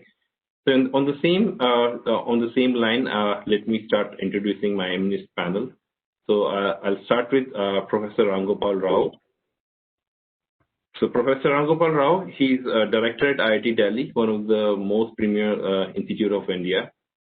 Prior to joining to IIT Delhi, Professor Rao was P. Clerker Chair for Nanotechnology in Department of Electrical Engineering and Chief Investigator for Center of Excellence in Nanoelectronics project at IIT Bombay. He has over 450 plus research publications in the area of nanoscale and nanoelectronics with 45 plus patents. Professor Rao has co-founded 2 technology startups at IIT Bombay, which are developing products relevant to the society. So he's one of the, I would say, the biggest contributor from technology front for the nation on sustainable humanities. So Dr. Rao, he's IEEE fellow. He's fellow of Indian National Academy of Engineering, Indian Academy of Science, National Academy of Science, and Indian National Science Academy. He has been awarded multiple national and international awards globally. So we are really glad, we are really blessed to have him along with us today on the panel. Professor Rao, can you hear us?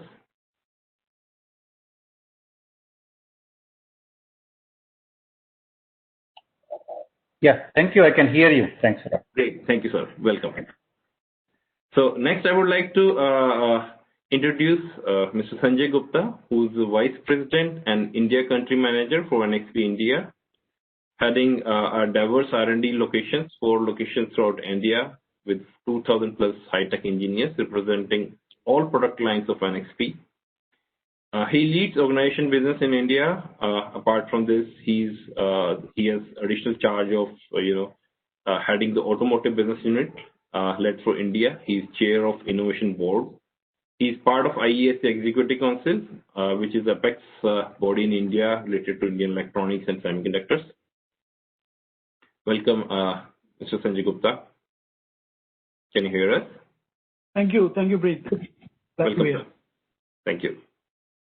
So next, I would like to introduce Helene. She's a technologist, business entrepreneur who thrives on solving complex puzzles, unifying technologies, business and environment. She's doctorate in electrical engineering, having 2 decades of experience, which combines advanced research for deep submicron processes, engineering for leading high-tech tech companies, and marketing, sales, business development for large technology corporates. Because she loves technology and strongly believes it can successfully apply to create practical solution to our environment problems, so she created the business platform We Go Green Tech, and she's currently focusing on accelerating growth of nature-based technologies at early-stage companies to mentor them to grow them. Welcome, Helen. Helen, can you hear us? Thank you, Preet. Yeah, thank you. Thanks for coming. And last but not the least, Professor Kaushik. He's associate professor at IIM Lucknow. He's an economics and policy specialist with 2 decades of academia, policy research, and administrative experience. Currently, he is chairperson of PGPSME program, which I guess is one of the unique and probably the only program in India on sustainability. He is also a member of Board of Directors of Enterprise Incubation Center at IIM Lucknow. Prior to joining IIM Lucknow, he was engaged in International Institute of Sustainable Development as a principal policy advisor, as an expert with International Center of Trade and Sustainable Development, Geneva, and a senior consultant with Tata Trust. So, Professor Kaushik, can you hear us? Professor Kaushik, you are on mute. You need to unmute yourself. Sorry for that. Thank you. Oh, great. Thank you. Thanks for joining us, sir. So, with that, we have a diverse panel with the best of the policymakers, best of the technologies, best of the academia research head, and I would say best of the startups who the experts who's mentoring, growing green technologies all over the globe. So with this, let us get started with our agenda. So technology is playing an important role in everyone's life. We just can't think of any second which is not influenced by technology. Even if when we are on sleep, the technology is on job. Be it your air cooling system, be it any surveillance system or security system at your house. You have devices, you're surrounded with devices which never sleep for years. So it has become a critical or integral part of our life. At the same time, it brings a lot of challenges with us. So as a humanity, one of the major challenges we see is climate. Climate has changed globally, and it has brought a global crisis point. It's no more a theory. It's happening. And experts say that if we don't act now, it would be never. We are almost on the edge. Millions of acres of land was on fire back in California earlier this year. The flood underground almost 1/3 of Bangladesh earlier this year. So it's reaching peak on all the sides. Different initiatives are being taken differently globally. Few countries, they are saying we'll plant millions of trees in the next 1 year, 2 years. Couple of days back, Canada, passed on this regulation that they are going to ban non-recyclable plastics starting 2021. People are taking really harsh steps.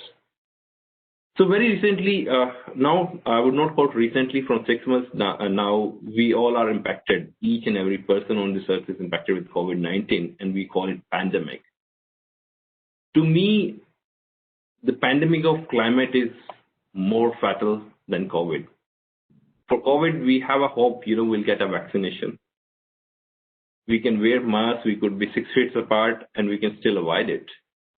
But there's no such vaccination, no such mask, no such, social distancing norm applies when it comes to climate change. So it's a bigger problem to be, talked about, to be solved. And it's a multifold problem. To me, there are 4 parts of it. The first part, how do we slow this climate change? Because we can't stop it. Okay, tomorrow morning I'm going to stop. No, that's not going to happen. How do we slow down this impact? Second part would be, as a long term, how do I stop it? I can't make it zero, but how do I reduce it?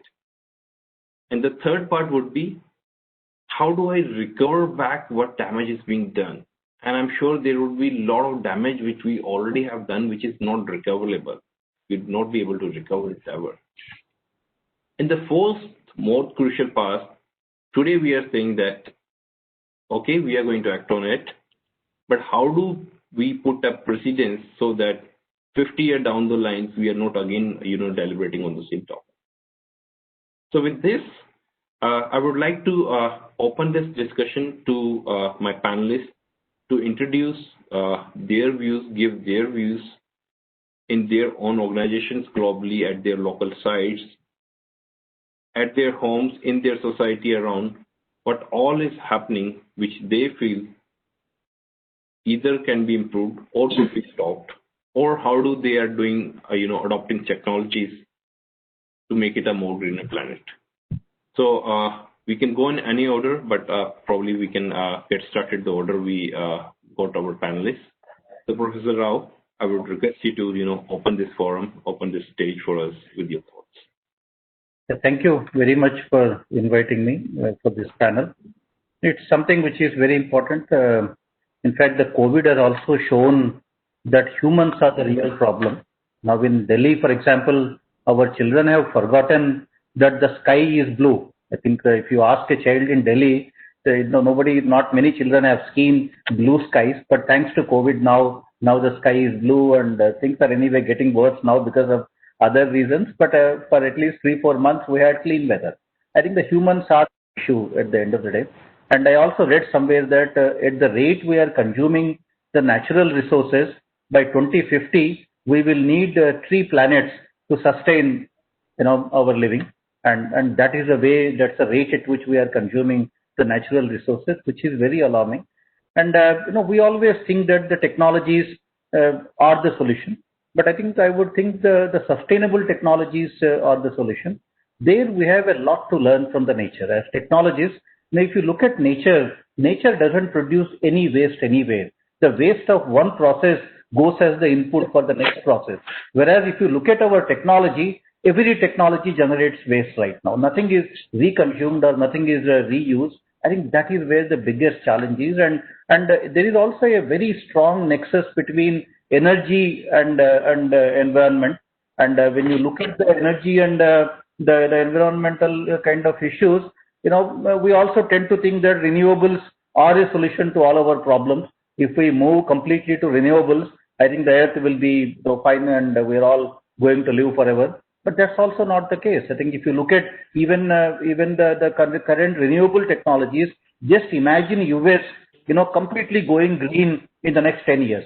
US going completely green in the next 10 years, that will create a massive demand for, very scarce metals such as lithium, indium, gallium, selenium, neodymium. You can imagine all these rare earth kind of materials and the requirements for them in solar panels, in turbines, in batteries. I think, then all over the world, there will be mines. And then just as we are complaining about oil and all of these natural resources today, and tomorrow you will be complaining about, all the mines and the environmental disasters these mines will cause, and then the non-availability of metals. That is again, the problem is going to come back to square one. I think as technologists, we need to have that larger picture. Just saying that, renewables will solve all our problems is also not true. I think that big picture is something that is very important. And waste to wealth, I think that is also a very important aspect now for academic institutions.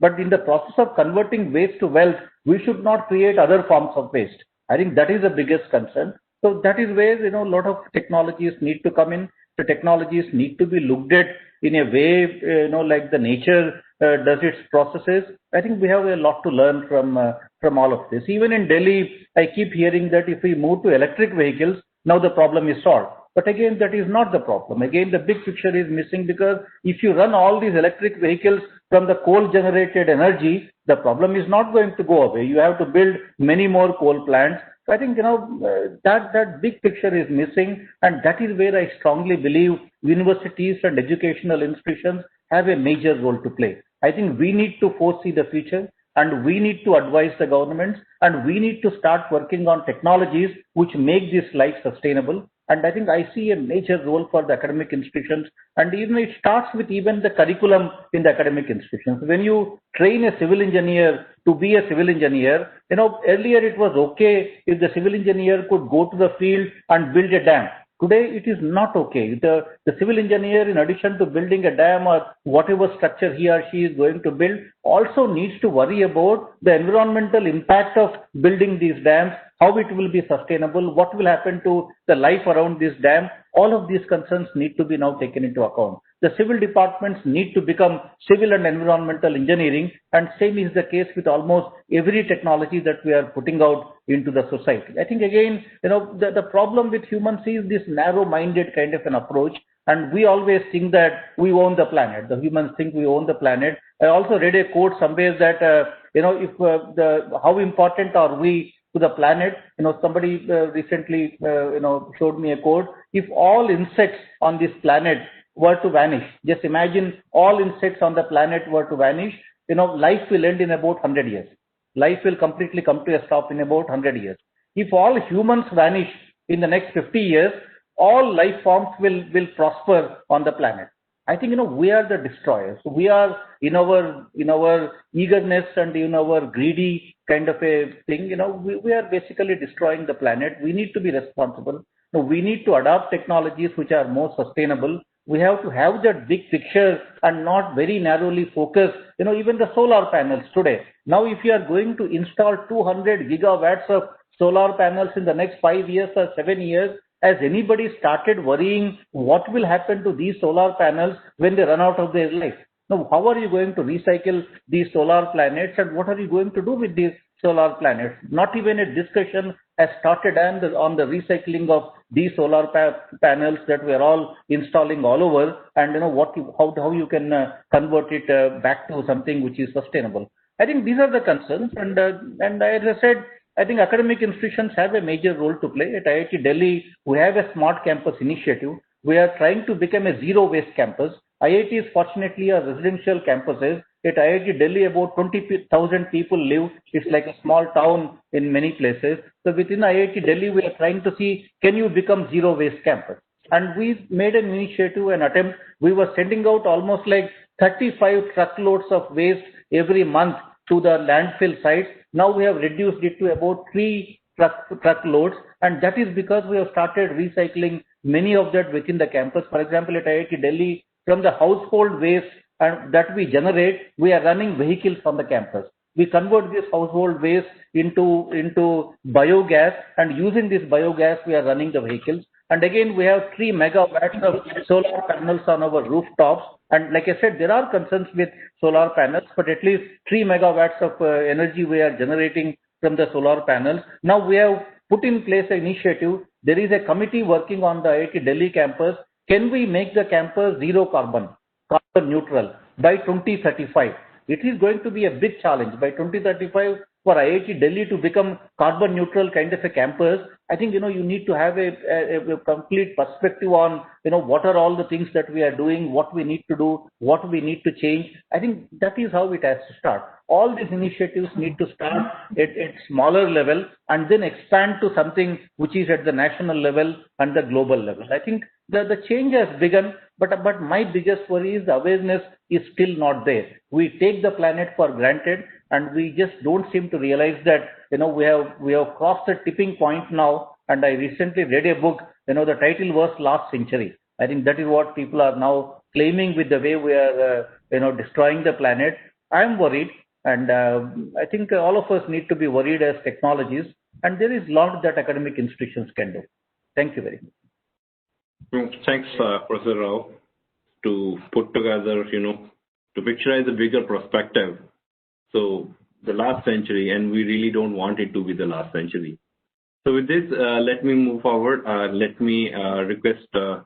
Sanjay Gupta from NXP to put together his thoughts about it. Thank you, Preet. And I think it's a great start from Professor Rao about how we are entering into this era with too many challenges around us. I will probably put a perspective from a user. So, there's a big dichotomy in which we all, as whether a world citizens or maybe from India context or a Delhi context, or maybe in Delhi, living in one of the most polluted cities, what exactly we are in a dilemma of. On one hand, we want to have as users the best-in-class technology usage applications. To name a few, as a user, I would like my mobile phone to be connected all the time. I can do my mobile payments with my one-click button to any gadgets or any application, whether it is a gas or whether it is a mobile phone itself, whether it is a banking transaction. I want my mobile phone to be a smartphone. I want to do my calls without requirement for a travel using a smartphone. When it comes to my home, I want my home to be fully air conditioned, centralized air conditioned with a heating and all the gadgets to be best in class. When it comes to a city, I want 5G infrastructure where using a push button I can have a 3-hour movie to be downloaded in 5 seconds. These are my expectations as a user, right? So the dichotomy is to make this self, home and city, the modern. There are so many inventions that technologists are doing right now, which is indirectly consuming a lot of energy, which is creating a lot of dissipation of energy. And then suddenly we have the reality that is showcased in front of us that we are damaging this planet. So it's chicken and egg situation. Shall we start focusing on saving it or shall we start focusing on advancements? If we link the medical facilities, for example, today we are talking about the remote medical and healthcare. This requires a lot of energy. Just to talk about data, we say data is the next oil. And why? Because today we are pumping petabytes of data per hour in any smart application, whether it is automotive to automotive communication, whether it is a data that is being put on cloud. And these cloud servers, which are all around us and they are increasing at exponential pace, they themselves are consuming, zillions of units of power at any point in time, at any point in application. How we kind of fight these two parallels? So as a technologist, that is my biggest challenge. And the solution to me lies is not one versus another. It is a middle ground. And Professor Rao gave very good examples what they are trying to do in IT Daily. I think as a technology company, what we are trying to do, our bit is while we design these smart devices, can we make them so that, rather than increasing the content of power dissipation in the end product, or rather than consuming this power themselves, can they actually start this cycle in a reverse direction? Just to give you one example, on the smart building and smart cities, how about using techniques like artificial intelligence, we can make them self-learning, where the minimization of power consumption can happen purely based on the patterns of what is the time when different households are using a particular application, be it your washing machine, be it your air conditioning, and try to smoothen the power curve rather than huge dissipation. Talk about 5G network, which are radiating huge amount of power to every single base stations, and we're talking about kilowatts of electric power per station. Can we do it in a way where the focus is on power saving rather than power dissipation? And the last example I will give on zillions of devices which are pumping data on the cloud. Rather than letting a cloud to have all the processing, and we know we are talking about, again, kilowatt of data that is being dissipated per device per hour. Can we have smart edge devices which can do the smart processing right at the edge rather than throwing this zillions of data on the cloud? We are trying to see at every single node, can we save power and can we help the whole system continue forward with the better power dissipation techniques? Electric vehicle is another one, but I will probably skip it for now and use it in further discussion. But I think we are rightly at a very crucial juncture, and if we do not think it as a forefront conscious choice, we are going to continue to make this damage, and which is certainly the last thing we can do. So completely agree with the cause of this conference and the concern that we all have, how to put that as a forefront.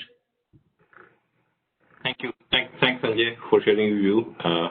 Thanks a lot. So let me now move forward and request Helen to be, up at so late at her time zone to share her views. And I know her for a couple of decades now. She's very passionate about, a greener planet. Helen, you are on mute. You need to unmute yourself. Thank you. Thank you, Preet. So the reason why I created We Grow Green Tech initially was I come from technology. I spent 20 plus years on technology, covered different aspects of it. And I love technology. I love what we're capable of producing solutions that can either help the world or make it worse, right? Technology neutral in itself, but the application we push is going to have a strong impact on what we're going to deliver.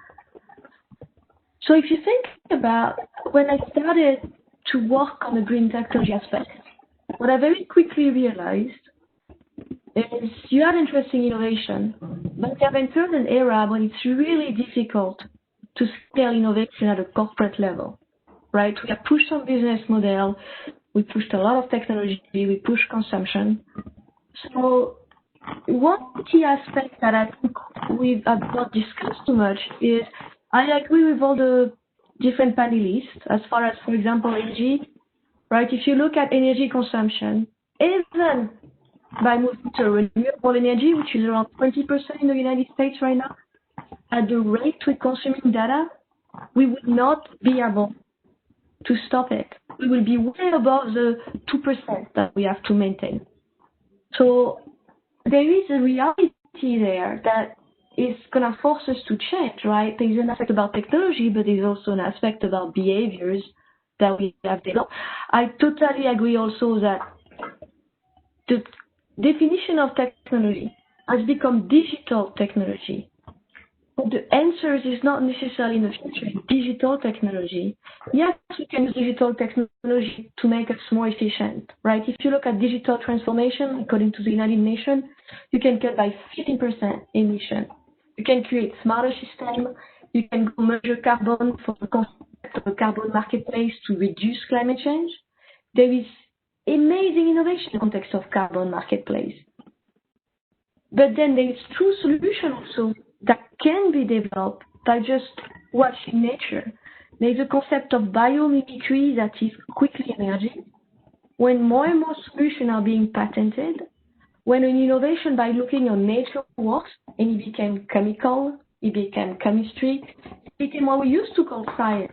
Because before we called technology digital technology, it was all type of science. And I think it's interesting to see that I strongly believe the future of our planet is into an hybrid by pushing digital solutions to be more efficient, to measure, so they're capable of being smart. If you think, for example, the waste management problem that we have, a lot of it is due to the fact that we're very poor at sorting. Human are very not efficient at sorting which plastic go where and so on, right? I have a PhD in that. I can't even know how to sort correctly. A machine can do that very efficiently. It can go from a plastic recycling, which is around 10% in the United States and 20% globally, efficient plastic recycling, to a much larger number because it can be automated in a smart way, right? That's an intelligent use of technology. Now, for some other aspects, electrification, if we really start thinking about additional aspects of electrification, such as battery, such as amount of material, I totally agree that there is some large concern behind it as well, right? So I think the interesting piece is what we're going to be facing, I think, in the next decade is finding interesting innovation, but also how do we scale it in corporation? Corporations are already hurt by cost, by disrupted supply chain, by consumers that have been used to a certain way of consuming. So now we're starting to tap more into education, and education at all levels, education at consumer level, education at the school system. So right now we're launching different enterprise.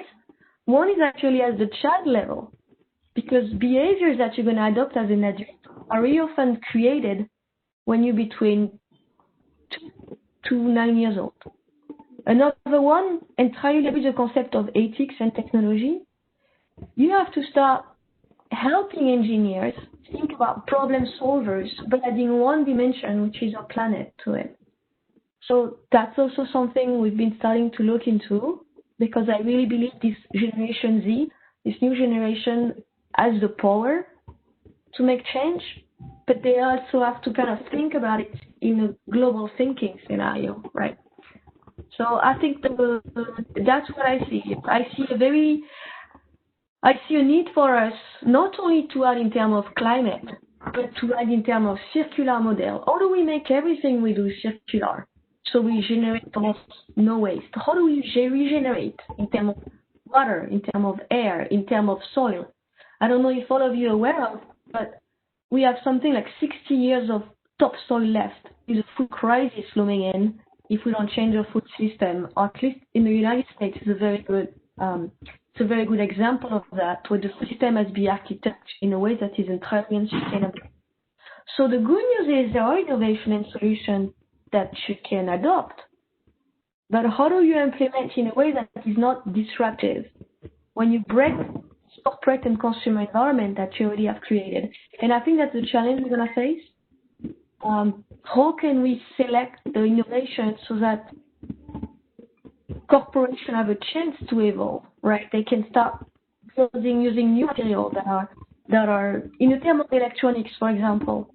There's no way we're going to be able to further push electronics if we don't include electronics in a circular e-waste model. Because we're not going to have enough material, because there's going to be too much pollution, and we're not doing enough as it is today, right? So I think it became an interesting business model, specifically for technology corporation, because they can include that in a supply chain, but also in a cost model to ensure they can survive moving forward. Thanks. That's great. Thanks, Helen, for giving a totally, I would say, good, well-researched, deep perspective to it. So with that, now I'll move to Professor Kaushik, who comes from a very unique, different background to, throw some light on what kind of policies and things we have, for a better planet, for a green technology. Professor Kaushik. Thank you very much. It's indeed a privilege to be here in this distinguished panel, and I really appreciate Preet for inviting me to speak in this very exclusive session.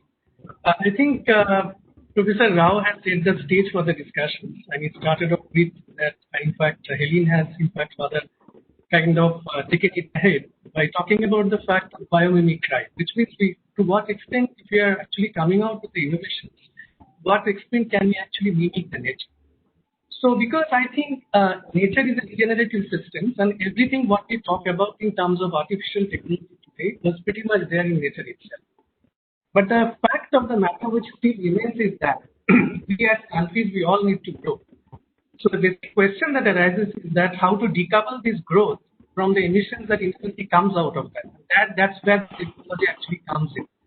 So while I was listening to the other panelists, I could see some, for instance, some chat messages flashing up, which indicates that we have to change our lifestyles and all that. I think Helen has already talked about the behavioral issues.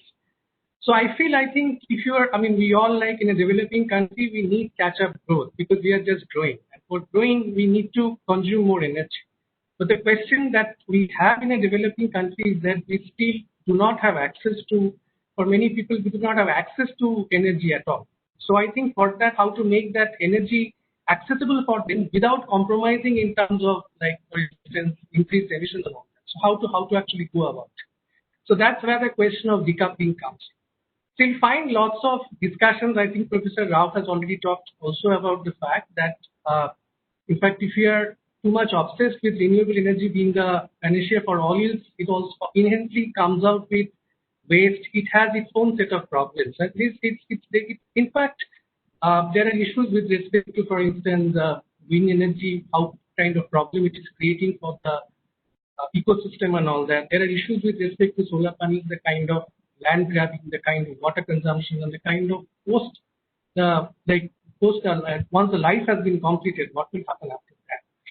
But I think interestingly, some of the startups are coming up in that area where they're actually thinking in terms of like recycling the electronic waste. And one of the classic examples is Karo Sambhav. In fact, they are in fact trying to kind of take back all the guy who is actually running the organization happens to be in Microsoft. And so he learned this entire life cycle analysis pretty well. So whatever he himself being a part of the Microsoft has been doing this for so long. So he knows pretty well how to actually take it back and in fact again kind of use it recycle, reuse, we call it reuse, recycle, the triple R, and obviously for the purpose of reassembly, so that it can be, we can add value to that. So those are the kind of things which are coming up.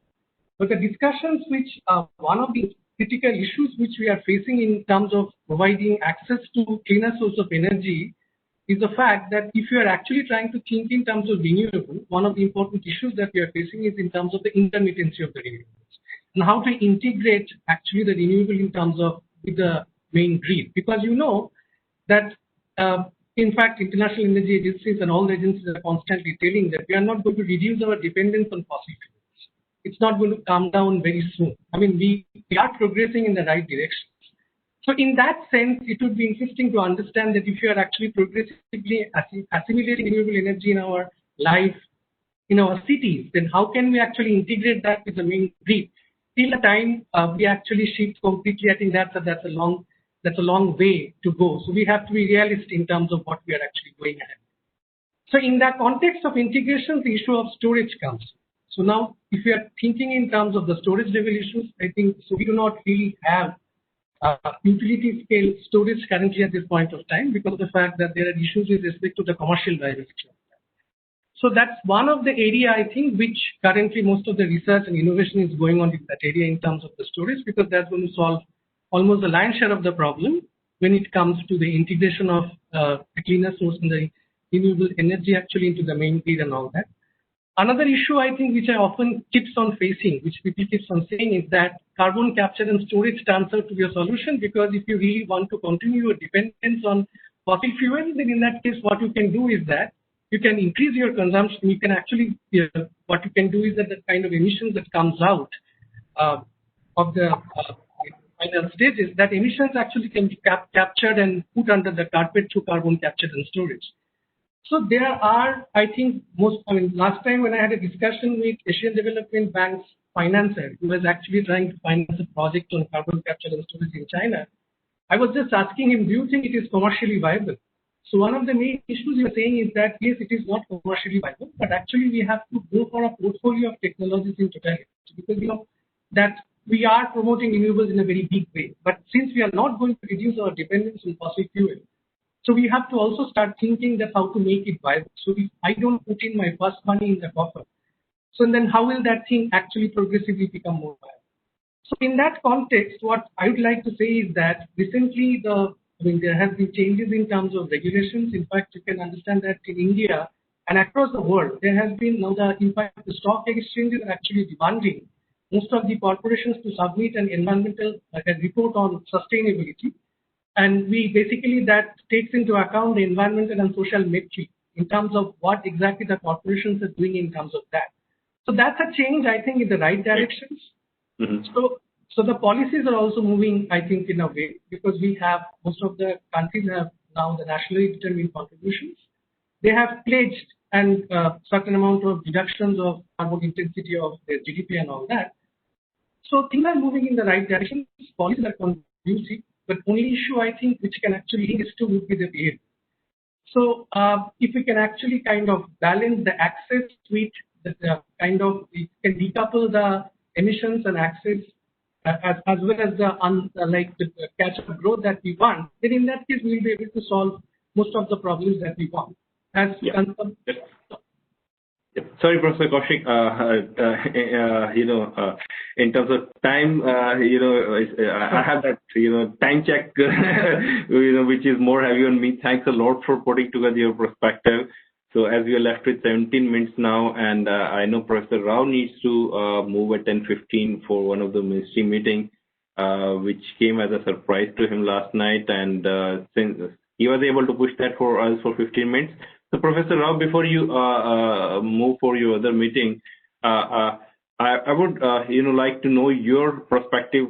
What you define as a green technology. What you think what we really can call technology as a green technology.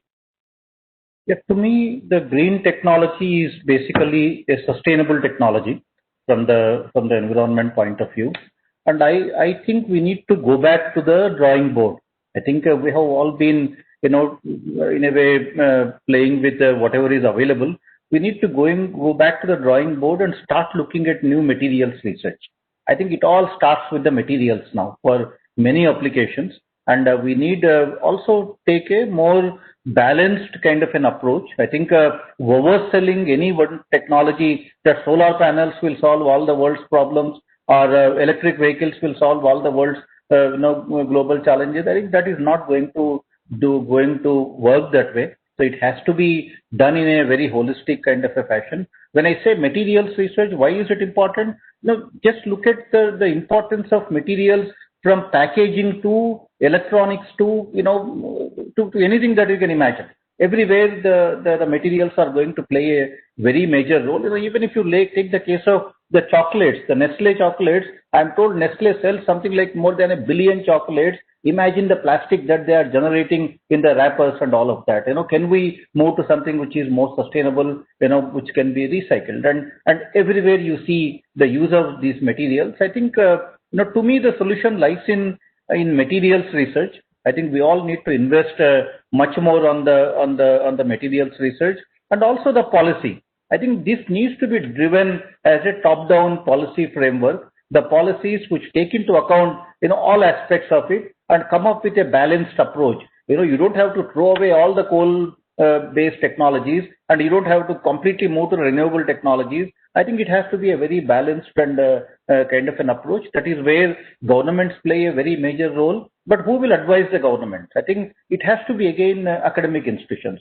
The future is today in academic institutions. I mean, whatever you are going to see that will happen 20 years from now, to know what will happen 20 years from now, you need to look at what is happening in the academic institutions today. I think all of these are being researched today. I think, in my opinion, academic institutions have a major role to play in making the planet sustainable, in making all these technologies better from the green technology point of view. I think that is where we need to invest, and we need to invest much more in the academic institutions, and we need to also use startups as a medium to translate some of these technologies. A huge push for startups on waste to wealth kind of technologies, a huge push to startups which are working on green materials. I think that is the need of the hour today. Otherwise, I think with our very tunnel kind of a vision, with overemphasis on a few technologies as if they will solve the world's problems, I think we're only creating more problems for ourselves in the future. Thank you. Great. I will need to leave in a few minutes time. I'm sorry about it, but I will be there as long as I can. Thank you. Thanks, Professor Rao.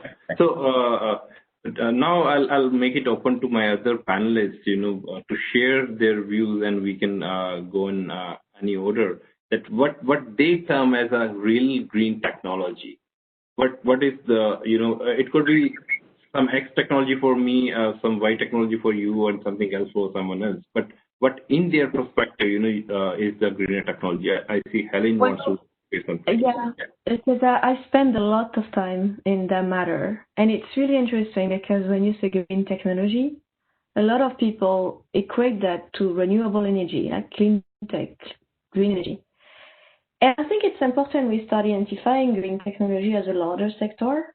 Material is definitely one. I worked quite a few on bioplastic. So bioplastic is also an interesting innovation point because it's not a very strong solution right now, but with PHA, bacteria, really promising innovation as far as creating a full circular model, reducing waste. But another aspect in green technology, right, if you start thinking about the way we live, there's so many ways we are unsustainable. The climate is one, air pollution is another one. The way we eat is entirely unsustainable. Our food system is entirely unsustainable, needs to be rebuilt. The waste management, very large market, right? It was estimated, I think, at 2,000 billion. The smart management, I think it's around 2 billion. A double-digit CAGR growth. And I think it's important because I agree with everybody, it has to be innovation, but you also have investors need to understand there is huge market opportunity. Because once we build enough success story, people will embrace it. With more innovation, more success story, investors will invest more heavily into the places where we need to invest. The risk will be derailed. right? Any new innovation we introduced, if you think about bioplastic, it's 5 times more expensive than regular plastic right now. So think about a corporation, so large corporation, yeah, they want to do the right thing, but in terms of cost, specifically for the food and beverage, very low margin. So there is definitively things that needs to happen from a governance standpoint, but also from a corporation standpoint, investor standpoint, consumer standpoint, right? As consumers, do we want to keep buying a lot of plastic packaging, right? Do we want to still keeping the same lifestyle when we let our car idling? Like, there's also some behavior that we can adopt. It became a very complex ecosystem based on consumerism, like sustainable consumerism, bringing the innovation to a point where it can evolve, and also enabling this corporation that quite often very fragmented, right? If you think automotive, for example, we work a little bit in the automotive sector. We're trying to basically push plant-based material to automotive. It's not that automotive don't want to change, but they have very cost requirement, right? And so it's going to take a few years for them to evolve. They need to see that consumers will buy your car if it's a plant-based material, which is not necessarily the case. So there is a lot of factors that need to happen for innovation to start to be adopted and scaled at the level that can have a large impact. Great, thank you. Thanks, Shalin. So a quick comment from my side. Yes, again, from a technology angle, my approach would be, while our partners in different ecosystem are working from this side, how we can build technologies which can either reduce the dissipation or they can eliminate the dissipation by having a different use cases. Few examples. We are having transportation as one of the biggest sector, where transportation of not just humans, but transportation of goods all across the world. For our food, for our retailing, these trucks which run independently as on today, they are one of the biggest source of emissions and consumption of fossil fuels. Today, NXP and our partners companies are building technologies where we can have fleet of these trucks running for thousands of miles autonomously. And the data proves that if you have 10 trucks running in a fleet autonomously, because of reducing the air resistance from the front for 9 trucks, if there is a 10 truck fleet, it reduces the power consumption, the consumption of the fuel by dramatic percentage points.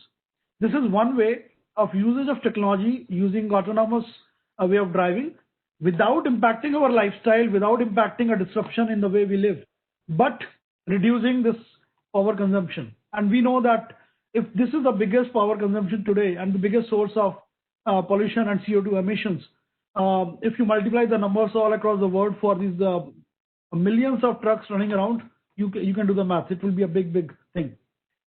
Second point, usage of electricity. Again, we talked about various electronic gadgets. How about if each electronic gadget from your refrigerator to your microwave can have microcontrollers which are low power designs?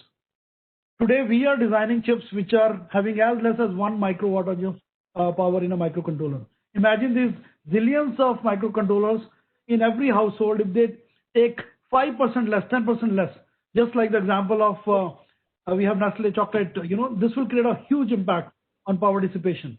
And lastly, on 5G again, since it is something we all look forward to, how about having a beamforming technology where transmission between antenna and the end devices can reduce the power dissipation by 30%? Because I'm sure nobody is going to stop working on 5G innovation. How about we reach all the end goals of technology innovations for medical causes, for human comfort causes, but with much lesser power dissipation that predecessor technologies were using? I think that is the way I think, because we will not be able to go from 0 to 1 in one day. All research, the dependency on fossil fuel will still take 20 years for us to reduce by significant percentage points. So for next 20, 30 years, how we can scale it up using innovation and using technology. So that will be my bit for attacking this problem from this angle. Great, thanks, Sanjay. Thanks for bringing the core semiconductor technology perspective to this greener world. So, Professor Kaushik, what is your take? What you define from policy front, what could be the true greener technology in your views? I completely agree. I think with what Sanjay has spoken about and what Helen has spoken about in terms of the innovations that is coming. Particularly, I think bioplastic is a classic case in point.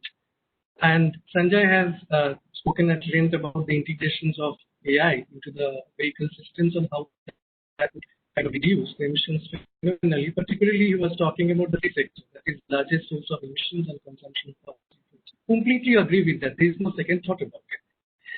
But there are a few, I think I can also see somebody has flashed a chat which talks about the fact that are we leaving the energy efficiency out of the process? Why am I talking about it? So doesn't it come as a technology? So my point is that energy efficiency is more like a low-tech innovation. I think that is what IEEE has very nicely called as a no-regret option.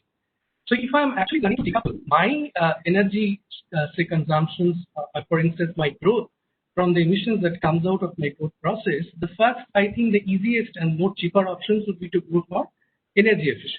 That is a low take options which one should think of. If I'm as a policymaker, if I'm trying to prioritize my policies towards thinking that which way to move, I think energy efficiency should be the first way to go. And there's another interesting issue which has been brought recently to light by three of the professors from University of Chicago. I think you will be interested to know that India is one of the classic case points of created a pure air pollution trading system in the country. So we are here, what we are talking about here is that we have the cap and trade system, which itself is a fantastic way to go ahead. In fact, India is currently mulling in terms of emission trading systems in totality. Now, what this cap and trade systems in context of air pollution talks about is that they thought in terms of a continuous emission monitoring systems, which is in real time they can actually, there's a technology which they have brought, which can monitor the emissions from each of the nodal points in real time, which is exactly in a way which Sanjay was talking about. So if you can actually have the real-time monitoring of emissions, if you can actually handle those issues in a much better way. The third important issue which I wanted to point out is that COVID has taught us rather something called resilience. So to what extent, this resilience and obviously the issues in terms of the behavior. So the resilience is something which obviously is a very important point that we should take into account when we are going ahead. The lesson that we learned from COVID, we actually applied that in the context of climate change, and you have rightly mentioned that climate change is more fatal than COVID. And I think so, but at the same time, COVID has taught us resilience. So I think to what extent can we really assimilate that within our strategy, within the behavior, and within the policy is something which is going to determine what we are going to do in the next few years or next few decades. Thank you. Thanks, Professor Kaushik. So, a lot of initiatives are taken. Airbus has recently, it was in news a few weeks back that they want, by 2035, they want to have a carbon-free aircraft, a zero-emission aircraft, totally powered with hydrogen. South Korea is building 3 hydrogen-powered cities by 2022, and they want to go, 10% of their current cities and counties to be on hydrogen by 2030, and by 2040 it could be 30%. So a lot of initiatives are taken. If we see Germany, they are getting their whole state-owned railways on hydrogen powered, or I would say hybrid powered, where for a short distance they would be using diesel, and for a long distance they will be using hydrogen as a fuel. A good static which I came across was by World Economic Forum. It is mentioned that the energy consumption and production contributes to the 2/3 of global emission. And 81% of this global energy system is still based on fossil fuel, which is the same which was 30 years back.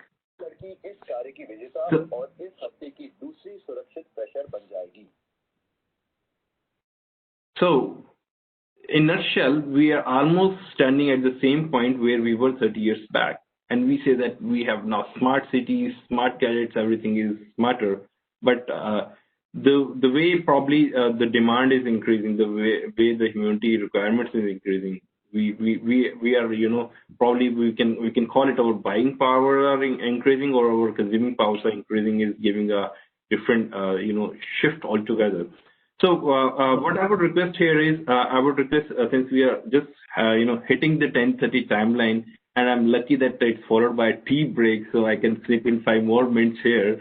So I would request each one on the panel. Professor Rao has to go out, so with Sanjay, Helen, and Professor Kaushik. What do you think that how do we ensure technologies can create a better future without any impact side effects? Okay, what all are the main barriers in scaling green technologies? What all are the barriers you see? We have green technologies, but what all barriers you are saying? Why it is not getting to the extent we want it to be? So let's talk about electric vehicles. Okay. As Professor Rao mentioned that electric vehicles, we are very happy today. Okay, we have EV, it will be having less carbon footprint, but at the same time, the plug-in, the charging we are going to put into the electric vehicle itself is getting that energies are getting generated through coal. Okay, so it's like I'm shifting from left to right hand carbon free, whereas the next thing in my left hand is again getting generated through the carbon. Okay, so what all are your view, your perspective? Quickly, I would say 1 to 2 minutes each. That what all hurdles you see in any greener technology to be reaching to the extent, to the scale we want it to be. I'm gonna do very quick, if you don't mind. I think Sure. it has to be everything starts with the way we make money. As long as we have a financial model that focuses only on growth, that doesn't include any parameters, the cost of resource, the cost of the environment, the pollution we create, the carbon we generate. You're going to have technology used to make the money with a shorter amount of time.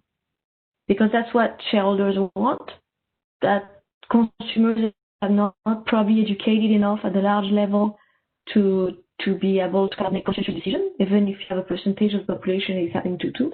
So as long as you have financial model that are pushing us to take shortcut, right? Because we want to make money as soon as we can.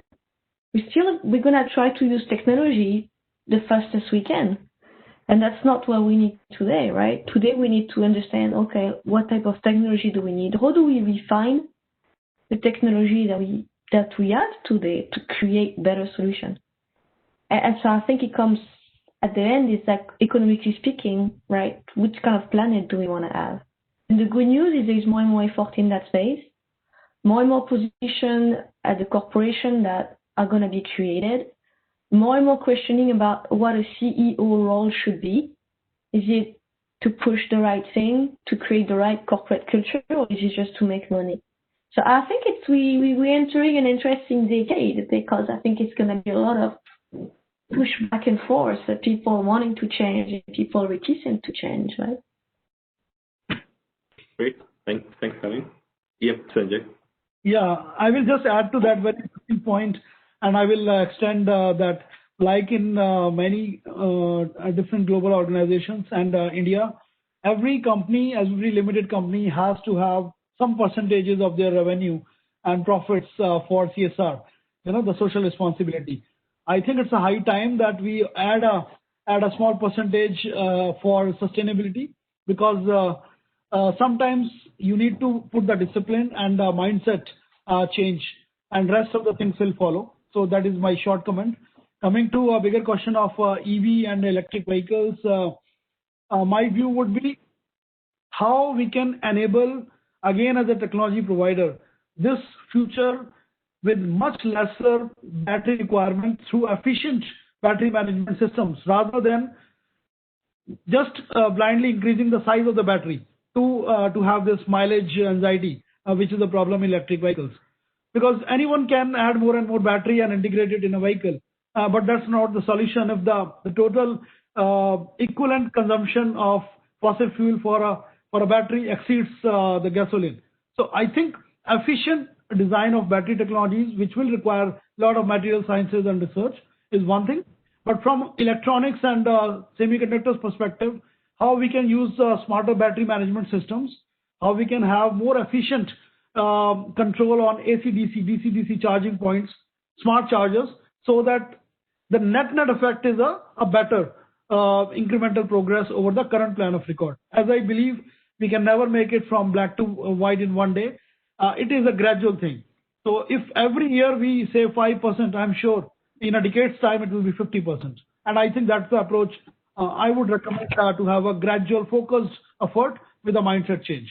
And it's very much possible. Great, Sanjay. It's pretty practical. We can't jumpstart, 0 to 50% end of the year. It has to be a gradual step. Thanks. Professor Kaushik. I think I'd just like to, first of all, go by what Professor Rao has said. I think there's a very interesting book by Julian Alud from University of Cambridge. He's a professor of architectural engineering. The name of the book is Sustainable Materials with Both Eyes Open, which means if you are using the materials, you should be very careful while using it. Your both eyes should go. But if you must read the book, I would recommend all of you to read it, because that will in fact solve half the problem which Dr. Rao was talking about.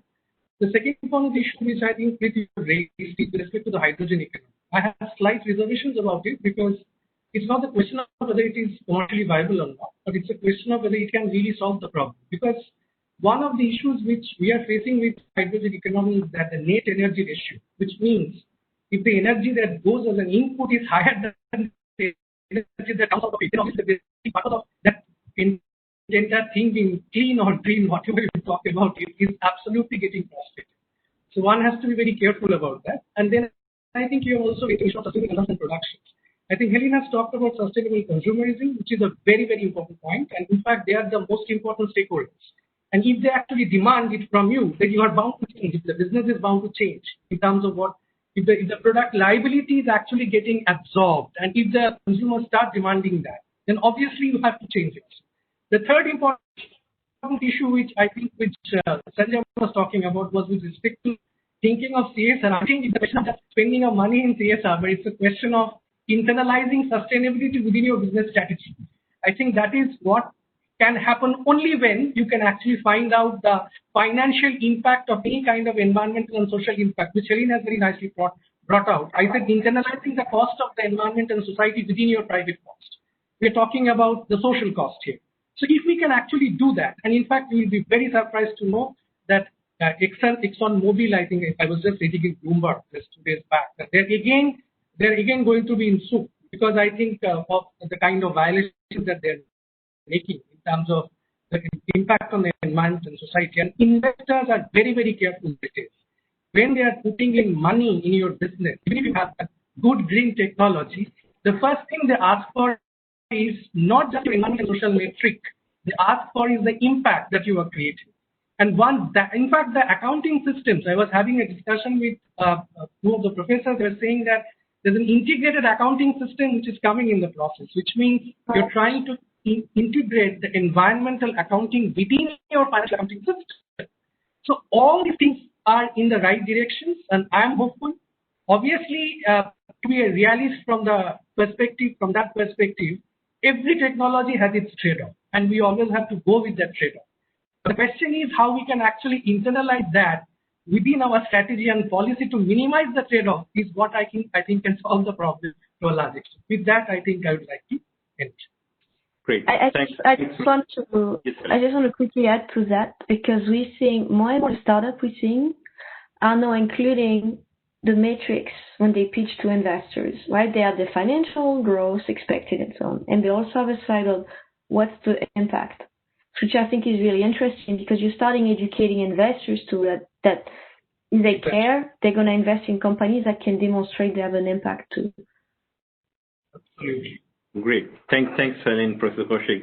So let me try to summarize the whole discussion quickly, and Puneet, I'm going to take a couple of more minutes to conclude.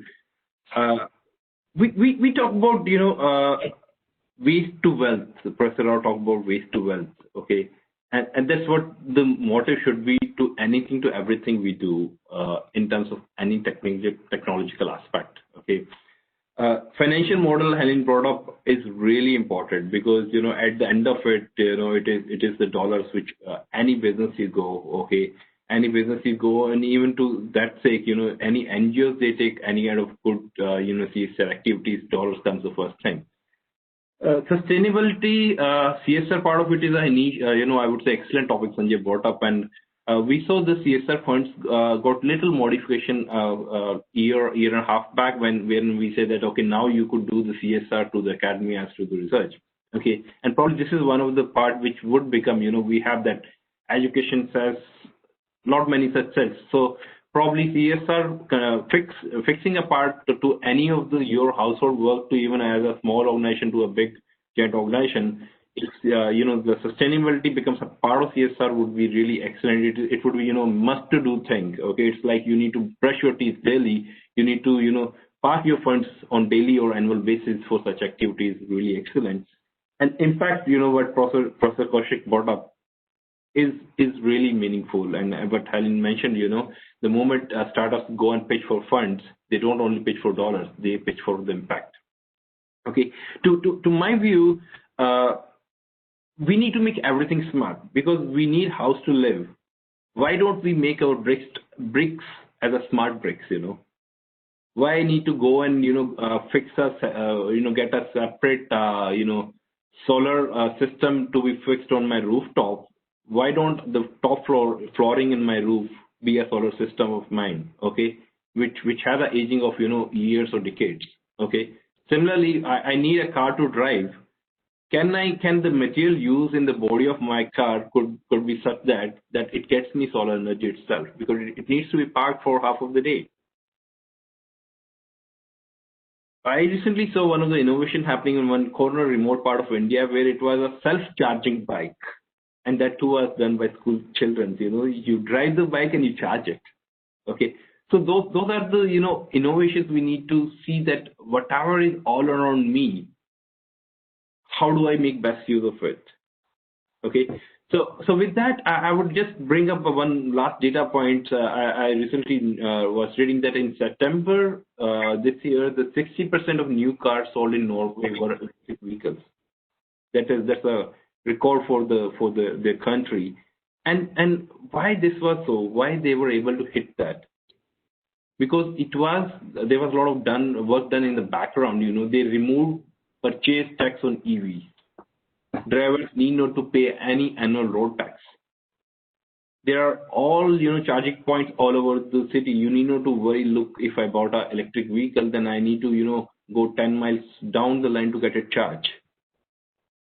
And they give privileges like access to the bus lanes, etc., etc. So we need to put together all these kind of system around it. It's not only an innovative product. It's about how do we reach out to get this product reached out to each corner. I remember I was talking to Professor Kaushik a couple of days back, and he mentioned, please look, we have electric vehicles. Companies are producing it, but the buyers are not still know why they should go and buy electric vehicles. And at the end of it, it is not the finance, it's not the dollars, it's the impact which they are gonna make. Just a last data point, electric vehicle is expected to be 3% of global car sales. Just 3%. We need to go and cover that 97%. At the same point, I would like to conclude this whole discussion.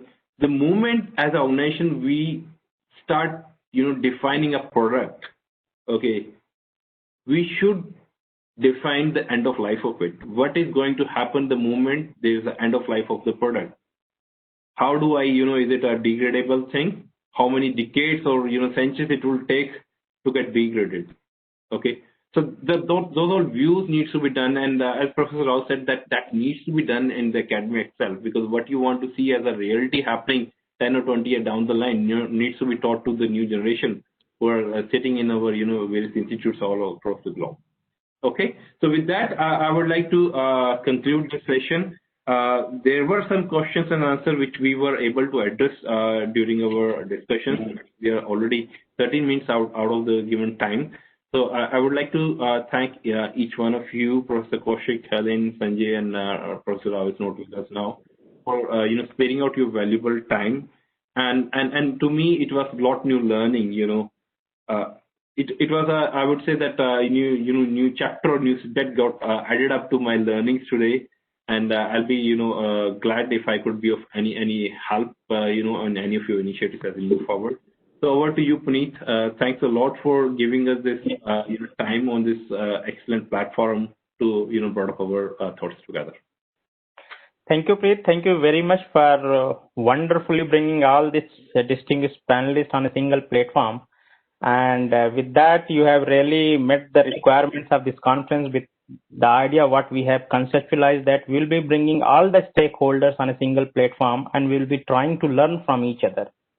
So I really appreciate the idea of Professor Ram Gopal Rao, where he conceptualized that we should invest heavily on the materials research because we need materials which are having higher efficiency. You can see the case of even solar panels. Right now we are having 28 to 30% efficiency. Why not we can achieve solar panels which are materials which can give efficiency of more than 70%, 80%. Another important point brought by Sanjay Gupta is that he talked about the this beam to beam communication, like shaping the antenna such that the beam is communicating to transmit beam is communicating to the receive beam, that you can reduce the 30% wastage of the electromagnetic radiations. That is another wonderful idea. It means what I wanted to convey is there are technologies already available with all of us. Important thing is creating platform like this where we can sit and discuss and share the expertise available in different disciplines of engineering as well as all the humanities. Why not only engineering, humanities as well. Another important point is we talk about that we should do it, but why that concept is not coming in individual's mind. I feel that ethics also is going to play a very, very important role. We have to, I still remember when I was a child, there was a dedicated subject on ethics and we were taught that these things to be done, these things should not be done. So that kind of ethics is also should be brought, and we should be told, at least in Indian perspective, ye paap hai, ye purna hai. We have to go up to that extent. We have to tell that not living a sustainable livelihood is a paap. We have to do the things like that where our environment as well as planet is going to be green is a purna, so that your next journey is going to be better. Up to that kind of literally we have to force people and we have to tell people. I think that is the way forward for us. At least in India, people will, I am sure that there more than 70% people will be going to follow that. And then Helen has brought a very wonderful perspective that everybody wants to be successful quickly. Everybody wants to bring the money, earn money as early as possible. So that attitude is also important in some point of time. When just before we had a session on slum dwellers, where people are from the slum areas and they want to grow. So for them, I cannot tell that you should not have aspiration of becoming a Ambani or Tata. Definitely they should have that aspirations. But what we have to tell that when doing in that process, they should also not forget the ethics by which they are going to earn those livelihoods. Another important point I could see from Ranjan Bhattacharya ji, that he has told that India is a developing nation and definitely we should consume more and more energy so that we are on par with the developed nation. That is very good point what he has brought out, and definitely we should go ahead. But in the meantime, we also should heavily invest when we are consuming the energy. The coal sector or fossil fuels what we are going to use, whether their consumption is also going to increase, or we can bring out some hybrid model which he has already suggested that we are not going to stop using all those things, but yes, we have to go to the hybrid model, because extreme of anything is not going to be helping us and it is not good also. We have to definitely adopt a system which comprise of the best things from every system what we are having.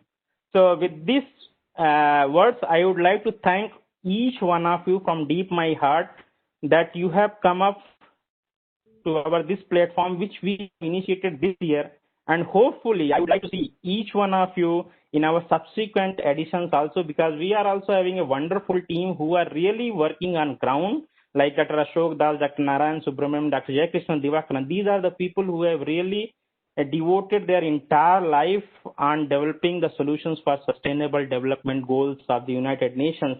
So thank you very much. Thank you very much. And because this is a virtual conference, so we have devised our own way of thanking in a virtual way. So please bear with me another 2 minutes. I will share that slide what we have created, an electronic version of thanking all of you.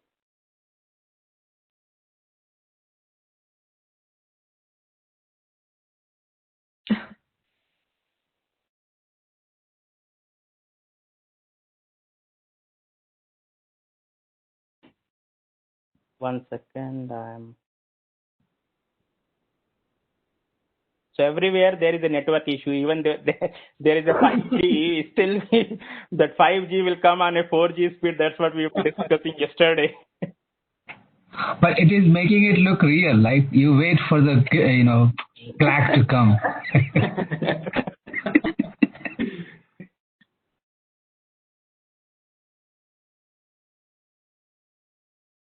One second. I will open it again, and hopefully this time yes. Helene, thanks for connecting on LinkedIn. I have accepted. Thank you very much to all of you. Thank you. Thank you. Thank you very much. Thank you. Thanks, Puneet. Thanks, everyone. Thank you, Preet. Thank you very much. Thanks. Bye. Bye. Bye, everyone. Bye-bye. Now, friends, we will wait for another 10 minutes. Then we are going to start our another technical sessions, breakaway sessions we will start. And then we will have perspective from our contributory authors who have really done something, and then they are sharing their work with us. Thank you very much.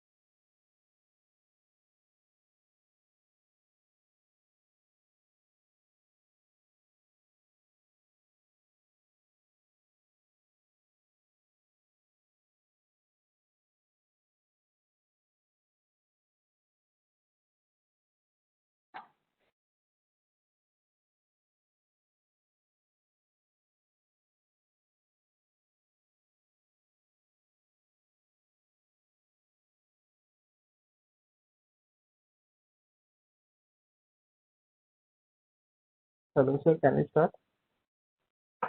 Yeah, go ahead. Yeah. Oh, yeah. Just sequence it in the order that you have. That's fine. Okay, sir. I'm ready. Yes, sir. So paper ID 38 169 205 246 250 265 347 I've joined. Only 627 hasn't joined. I have messaged them in the other group.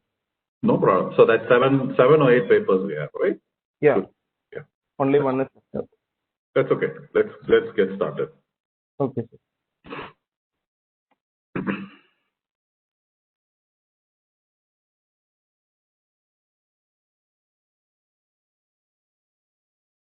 So good morning, all.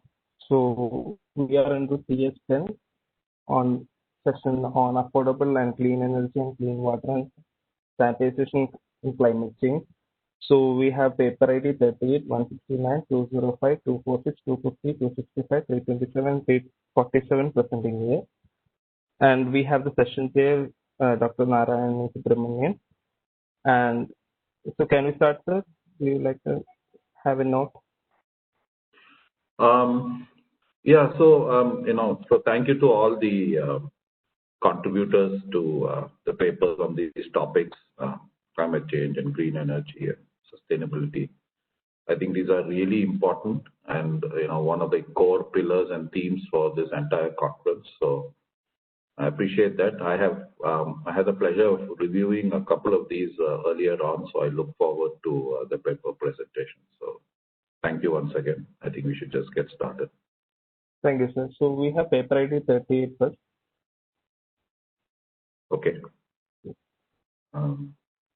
Sujay, can you hear us? Yes, sir. Can you try presenting? Yes, sir. Who's present? Sujay? Sujay. Yes, sir. Yes, sir. All right. So because of the bandwidth problem, I can't turn on my camera, sir. Not a problem. Not an issue. Not an issue. Okay. I will share my screen, sir. If you will have 12 minutes, I will notify you once you have crossed 11 minutes. Okay, sir. Okay. Thank you, sir. Thank you.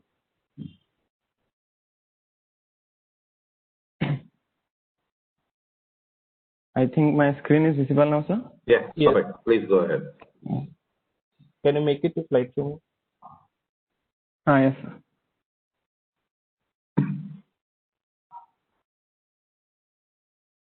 Thank you. Please go ahead. Hello, everyone. Good morning. I am Sujay Kulkarni from BLD College Engineering of Technology, and I am one of the authors of today's paper presentation, and others are Mr. Sunil Kumar Hattarke and Abhilash Patil.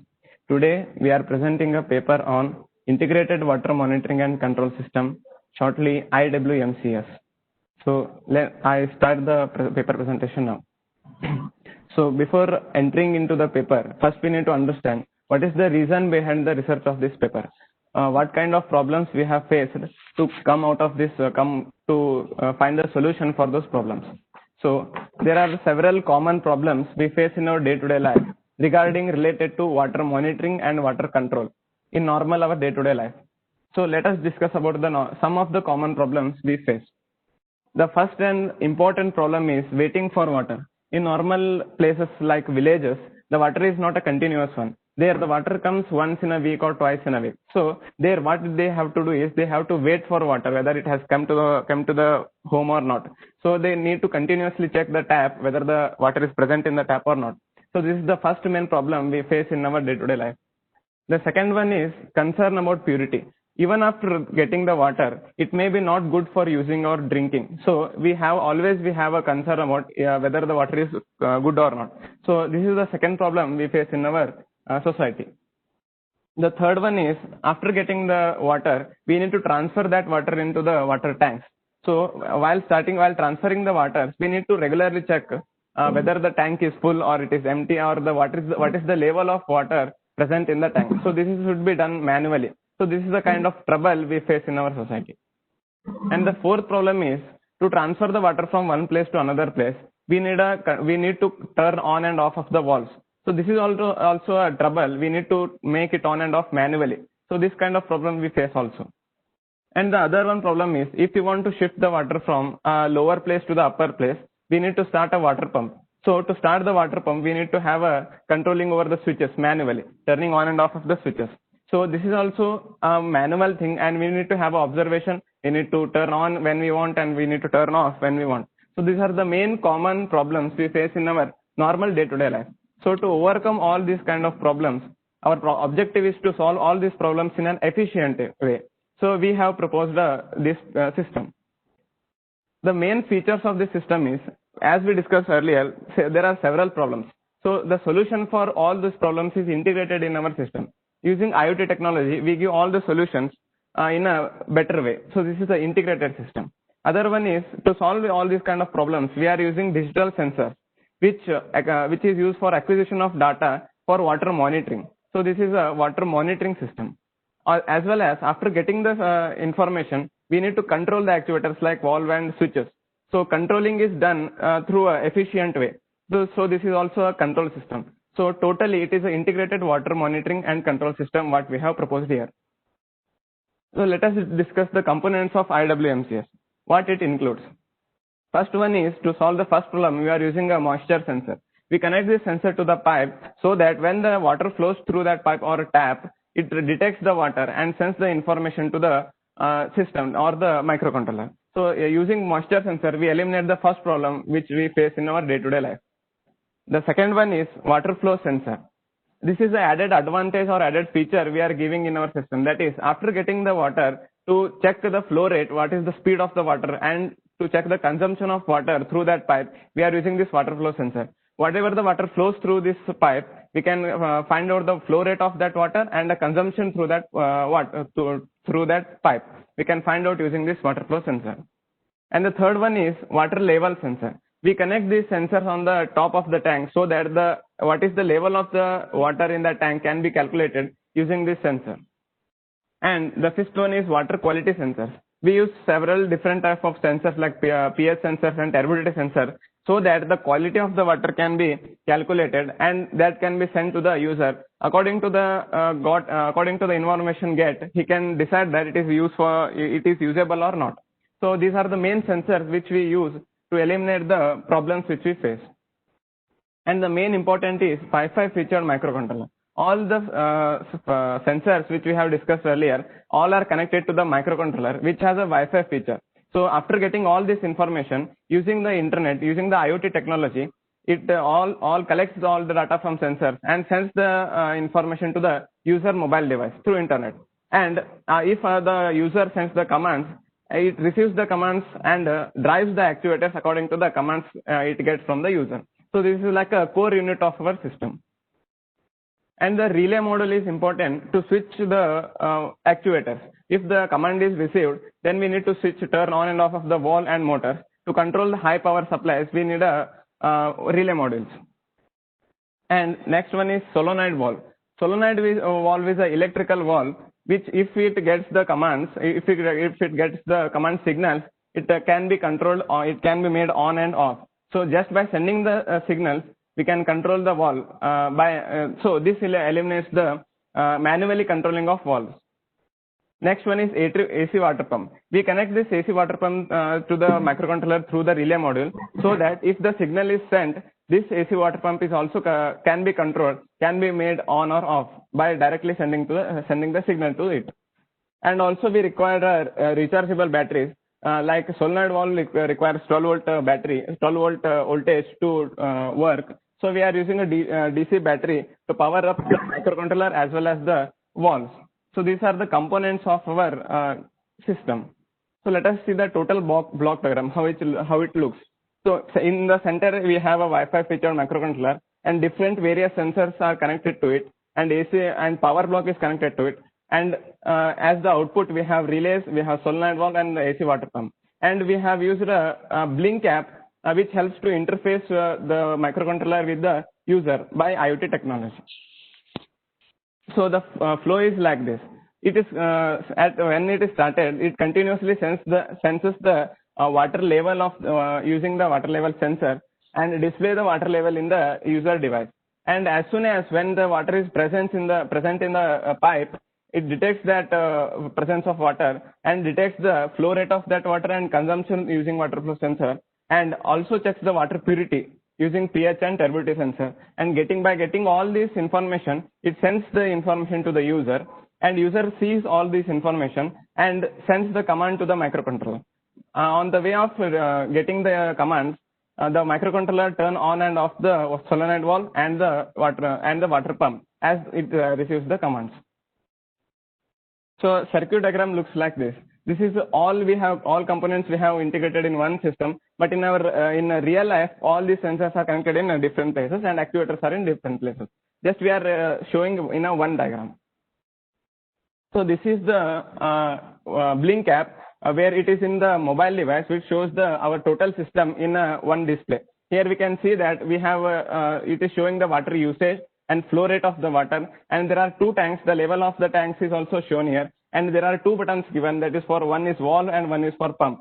So just by touching that buttons, we can turn on and off the waters and the pumps and the valves by sitting anywhere in the world, just by connecting to the IoT technology. So after implementing all these kinds of problems, all these kinds of system, we see several differences. The differences are, before implementing the system, the finding of presence of water is done through manual observation. But after implementing this, it is done automatically using the sensor. And finding the water quality is not possible in a conventional method. We cannot find the water quality just by seeing it. So after implementing the system, we use different sensors so that the water quality is calculated. And the third one is water flow rate sensing. So water flow rate and consumption sensing is not possible in a regular way, but using the water flow sensor, we can sense the water flow rate and consumption through the pipe. And finding water level in tanks, that one should be done manually. And if we implement this system, that can be done automatically using the sensor. And turning on and off of the valve, that should be also done manually in the conventional method. But just by tapping one tap in our mobile device, we can control that valve using our system.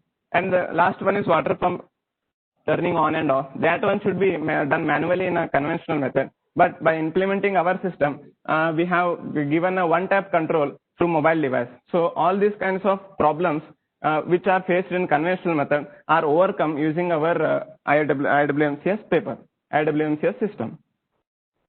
So some of the discussions need to be done here. Whatever the software and hardware we are using here are open source.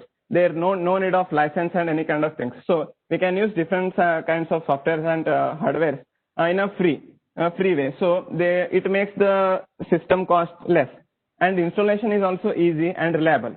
And we got a user-friendly interface, as we say in earlier. So it makes the system very easy to work with, and it has a less maintenance. But the main question here comes. Question comes here is, why we can't use the embedded system, and why we are using IoT system. Automatically it senses monitoring all the sensor, and automatically it can take the commands. But why we are using IoT technology is here. The main feature which we are providing here is, after getting the water presence is sensed by the sensor. So the present information should be sent to the user so that he or she can use that water for any other work also. Like if we want to use that water for drinking purpose, or if he wants to use that water for any watering the plant. So to do all those kinds of things, he needs to be informed about the presence of the water. So that can be only done by IoT technology, not by embedded system. Even though if the user interface is not possible, we can write some of the algorithms and make the whole system automatic, whole system fully automatic or embedded system, so that even if the user interface is not possible, according to the algorithm written, we can turn on and off of the valve and motor according to the monitored information. So it is like a flexible, so that we can give both IoT technology and embedded system, both user interface and fully automatic system, to eliminate all these kinds of problems we face. Will you please conclude in 30 seconds? Yes, sir. So in this paper, totally what we have proposed here is integrated water monitoring and control system, which helps to simplify all the handling of water system, like monitoring and control. And by observing all the characteristics and the working principle, we can say that it can be in every place. It can become a domain unrestricted, and cost is also efficient and less maintenance and flexible and easy implementable product. Thank you, everyone. Thank you, sir. Okay. Thank you, Sujay. Advait, how many, do I have a minute or two to give feedback, or what's the time? We have 3 minutes, sir. 3 minutes. Okay. All right. So thank you, Sujay, for your paper. Thank you, sir. So, I appreciate you looking at the solution for, especially in villages, as you mentioned, for availability of water, for quality, quantity, and management of the water cycle, right? Yes, and the solution around using sensors, actuators for various things, right? And combining that to an electronic-based solution, Wi-Fi internet-based solution. So, few things, right? That maybe I just wanted you to think about, right? It's a nice solution, but a few things I wanted you to evaluate. Question is, what is already there? Now, you discussed that you have brought various components and put them together, right? A lot of the software and hardware. Yes, sir. From off the shelf, and you put it together. So that is one part, right? Yes, sir. The second part is, and this is future thought for you, right? Because I like to see this, what progress you make later on. Useful in other projects that you do is how you're going to package this, right? How you're actually going to build a solution, right? Because the circuit which you showed, right? It's on a sample board, right? Where you have connected, right? So how you're going to package, how you're going to wire, because whatever solution you develop, it also needs to take into account the ease of maintenance and other things, right? Which you actually, sir, we have shown a prototype here, sir. But in real time, we have implemented this one, sir, in our friend's home, sir. And it is working fine, sir, now. Okay. So yes, maintenance is another aspect of any engineering project, right? So you should think about that. The only maintenance we need here is, sir, the internet, sir. We need the continuous internet supply to that system. That one only is the important maintenance.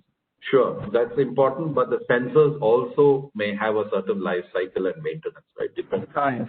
Regular monitoring, regular maintenance is also required, yes. Right, so sensors are also important. You brought about the mobile application, right? I mean, what type of device does somebody need? What type of infrastructure is needed? You need a Wi-Fi access. Because all this goes back into cost and other things, right? So you have to spend a little more time thinking about that. And as you are distributing this for, rural perhaps, or semi-rural areas, or semi-urban areas, language is also important. Ease of use, because I looked at that mobile device, right? Yes, sir. Yes. Certain point, because I want to encourage you to think of, yes, this is a technical solution, but how do I productize it?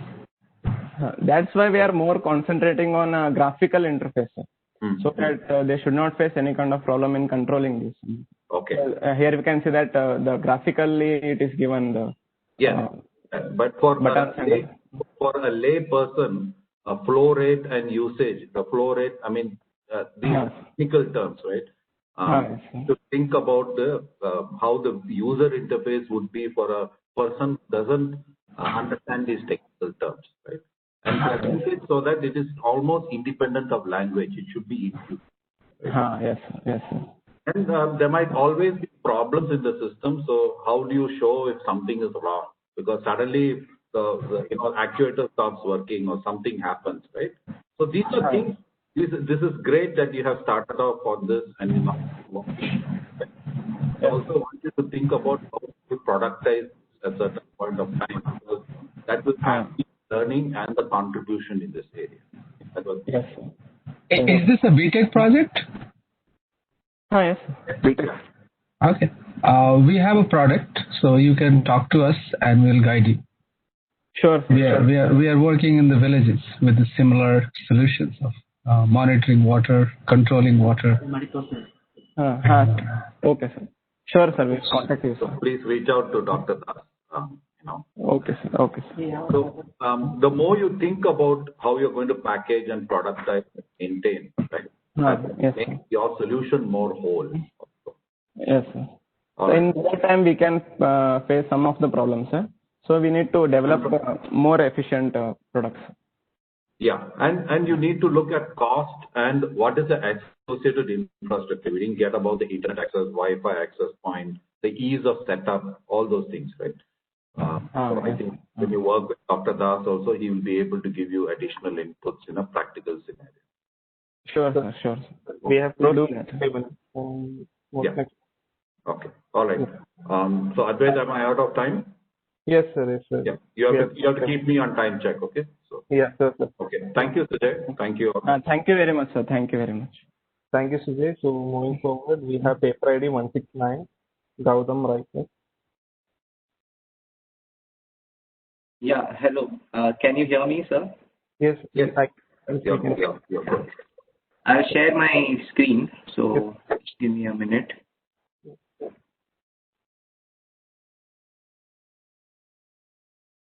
Yeah. Yeah. Can you make it visible? Yes, it is. Can you make it okay. Full screen mode, right? Yeah. Yeah. Okay. Yes, please. Thank you. So I can start, right? I'll start. Yeah. So good morning, everybody. So this work is on a preliminary analysis of a PV-powered ED or electrodialysis system for water desalination, and it's mainly focused for rural India. And this is a collaborative work between the University of Warwick and IISc. So what University of Warwick, they developed the ED system, the models for the ED system, that is the electrodialysis system. And then what we are doing at IISc is we are trying to develop the power electronics and the control strategy for driving the ED system with solar power. So we are trying to make a PV powered electrodialysis system which would be cheap enough and useful enough for rural India to be used in a small micro kind of setup. So normally we have RO systems which are widely used in Indian homes, and the problem with these RO systems is that the recovery rate is only around 25 to 40%. So what happens is that the feed water is a lot of it can't be recovered back, or it's wasted. So that's why we need a more efficient desalination solution, and electrodialysis can provide a much higher rate of recovery, and you can go up to even 80% water recovery. And even if you look at the specific energy consumption per meter cube of water to be desalinated, the ED system is much more efficient. So that's why what the work of this paper was to develop a model for the ED system, so electrodialysis system, and then try to get the electrical IV characteristics, and from that try to understand how, like, this part was just to do the modeling of the ED system and connect it with a PV battery system so that we can take care of the load. So what we have done here, so this is like a ED stack. So basically, if you look at this is a ED stack. So there are two types of membranes. Basically, one is an anion selective membrane and one is a cation selective membrane. So the cation selective membrane, so any saline water will have ions in the water, or it will dissolve and ions will be there. And then the cations are separated by the CEM and anions are separated by the AEM. And there is like a stack of these membranes, and then you get concentrated and dilute water. In one side you'll get concentrated and one side you'll get dilute. So basically you give some voltage, electricity to the anode and cathode, and then it will separate out the concentrated and diluted water. So there are two tanks basically. One is the dilute tank and one is the brine tank. And then the converters or the ED stack is powered by the DC-DC converter, which is driven by the solar panels and also the pumps. So there are two energy consuming devices here. One is the ED stack and the pumps. So we have to consider the characteristics of both these components when we are designing the converter for this. So the first part of this work was to model this system, so the energy consumption of this system. And then the second part was how could we develop the control strategy for the PV panel so that this will operate throughout the year. So yeah. So next part, if we see, this is the control strategy basically. This is just a simple on-off control for the pumps and the ED system. So it depends on what is the battery status and what is the tank status, etc. So then this is the preliminary design of the DC-DC converter. So you have a PV converter for a PV, and you have a converter for the battery, and then you have another converter for the desalination system. So the PV is operated at the maximum power point, and whatever excess power is there, it is put into the lithium-ion battery. Or if there is loss of insolation or there's less irradiance, the battery will power the ED system. So it makes sure that there's no loss of power anytime. And the sizing of these systems or the optimization will be done in the next work. So what we have done is basically model the ED system and the PV and the battery, and then try to optimize the make sure that it operates in all the conditions that are possible. So if you look here, so this is throughout the 365 days basically. The power from the PV is in blue, and this is the ED power. So it will be on off basically. So it is like a 12 kilowatt system. In between, during rainy season, it is slightly less. But we should make sure that it operates at all points. So the SOC of the system should not drop below whatever the range is. And so we have to size the system. The optimization is being done right now. And the water level also, we have to make sure that it is at the optimal level so that the demand is met always. So these are the parameters. So the stack will have certain parameters. For example, the width of the path and the flow path, the AEM and CEM resistance, and number of pairs. So depending on the flow rate of water that you want, or the rate at which you want the water, you have to design the ED system. And this system has been designed for around 15 liters per hour. So basically, this is a system design. So then there are different cases are simulated. So what is done is that we simulated the system for different voltages and feed concentrations and stack flow rate basically. And then we have got the energy consumption, the specific energy consumption per meter cube of water. What is the energy consumption required? So it's around 1 kilowatt hour per meter cube of water to be desalinated. And experimental and model results. So an experimental setup was already developed by the researchers at University of Warwick, and they have validated the model experimentally also. So what we get finally, what we have done is we need to look at the PV characteristics. So all the cases have to be taken care of. So basically what happens is, in this system, initially we have high irradiation, or you have the full irradiance which is falling on the PV panels, which is 1000 watts per meter square. Then at 3 seconds it goes down to a very low level. So it goes to 100 watts per meter square, and then it comes back. And what we have done here is to simulate it at all conditions. So if the irradiance is high and the power requirement is also high, then what happens? So at that point, what happens is, since the irradiation is high, the state of charge will keep on increasing as there is excess power in the system. And then, so this is the MPP, okay? This is the maximum power point tracking algorithm which is used, which tracks it to the MPP. After that,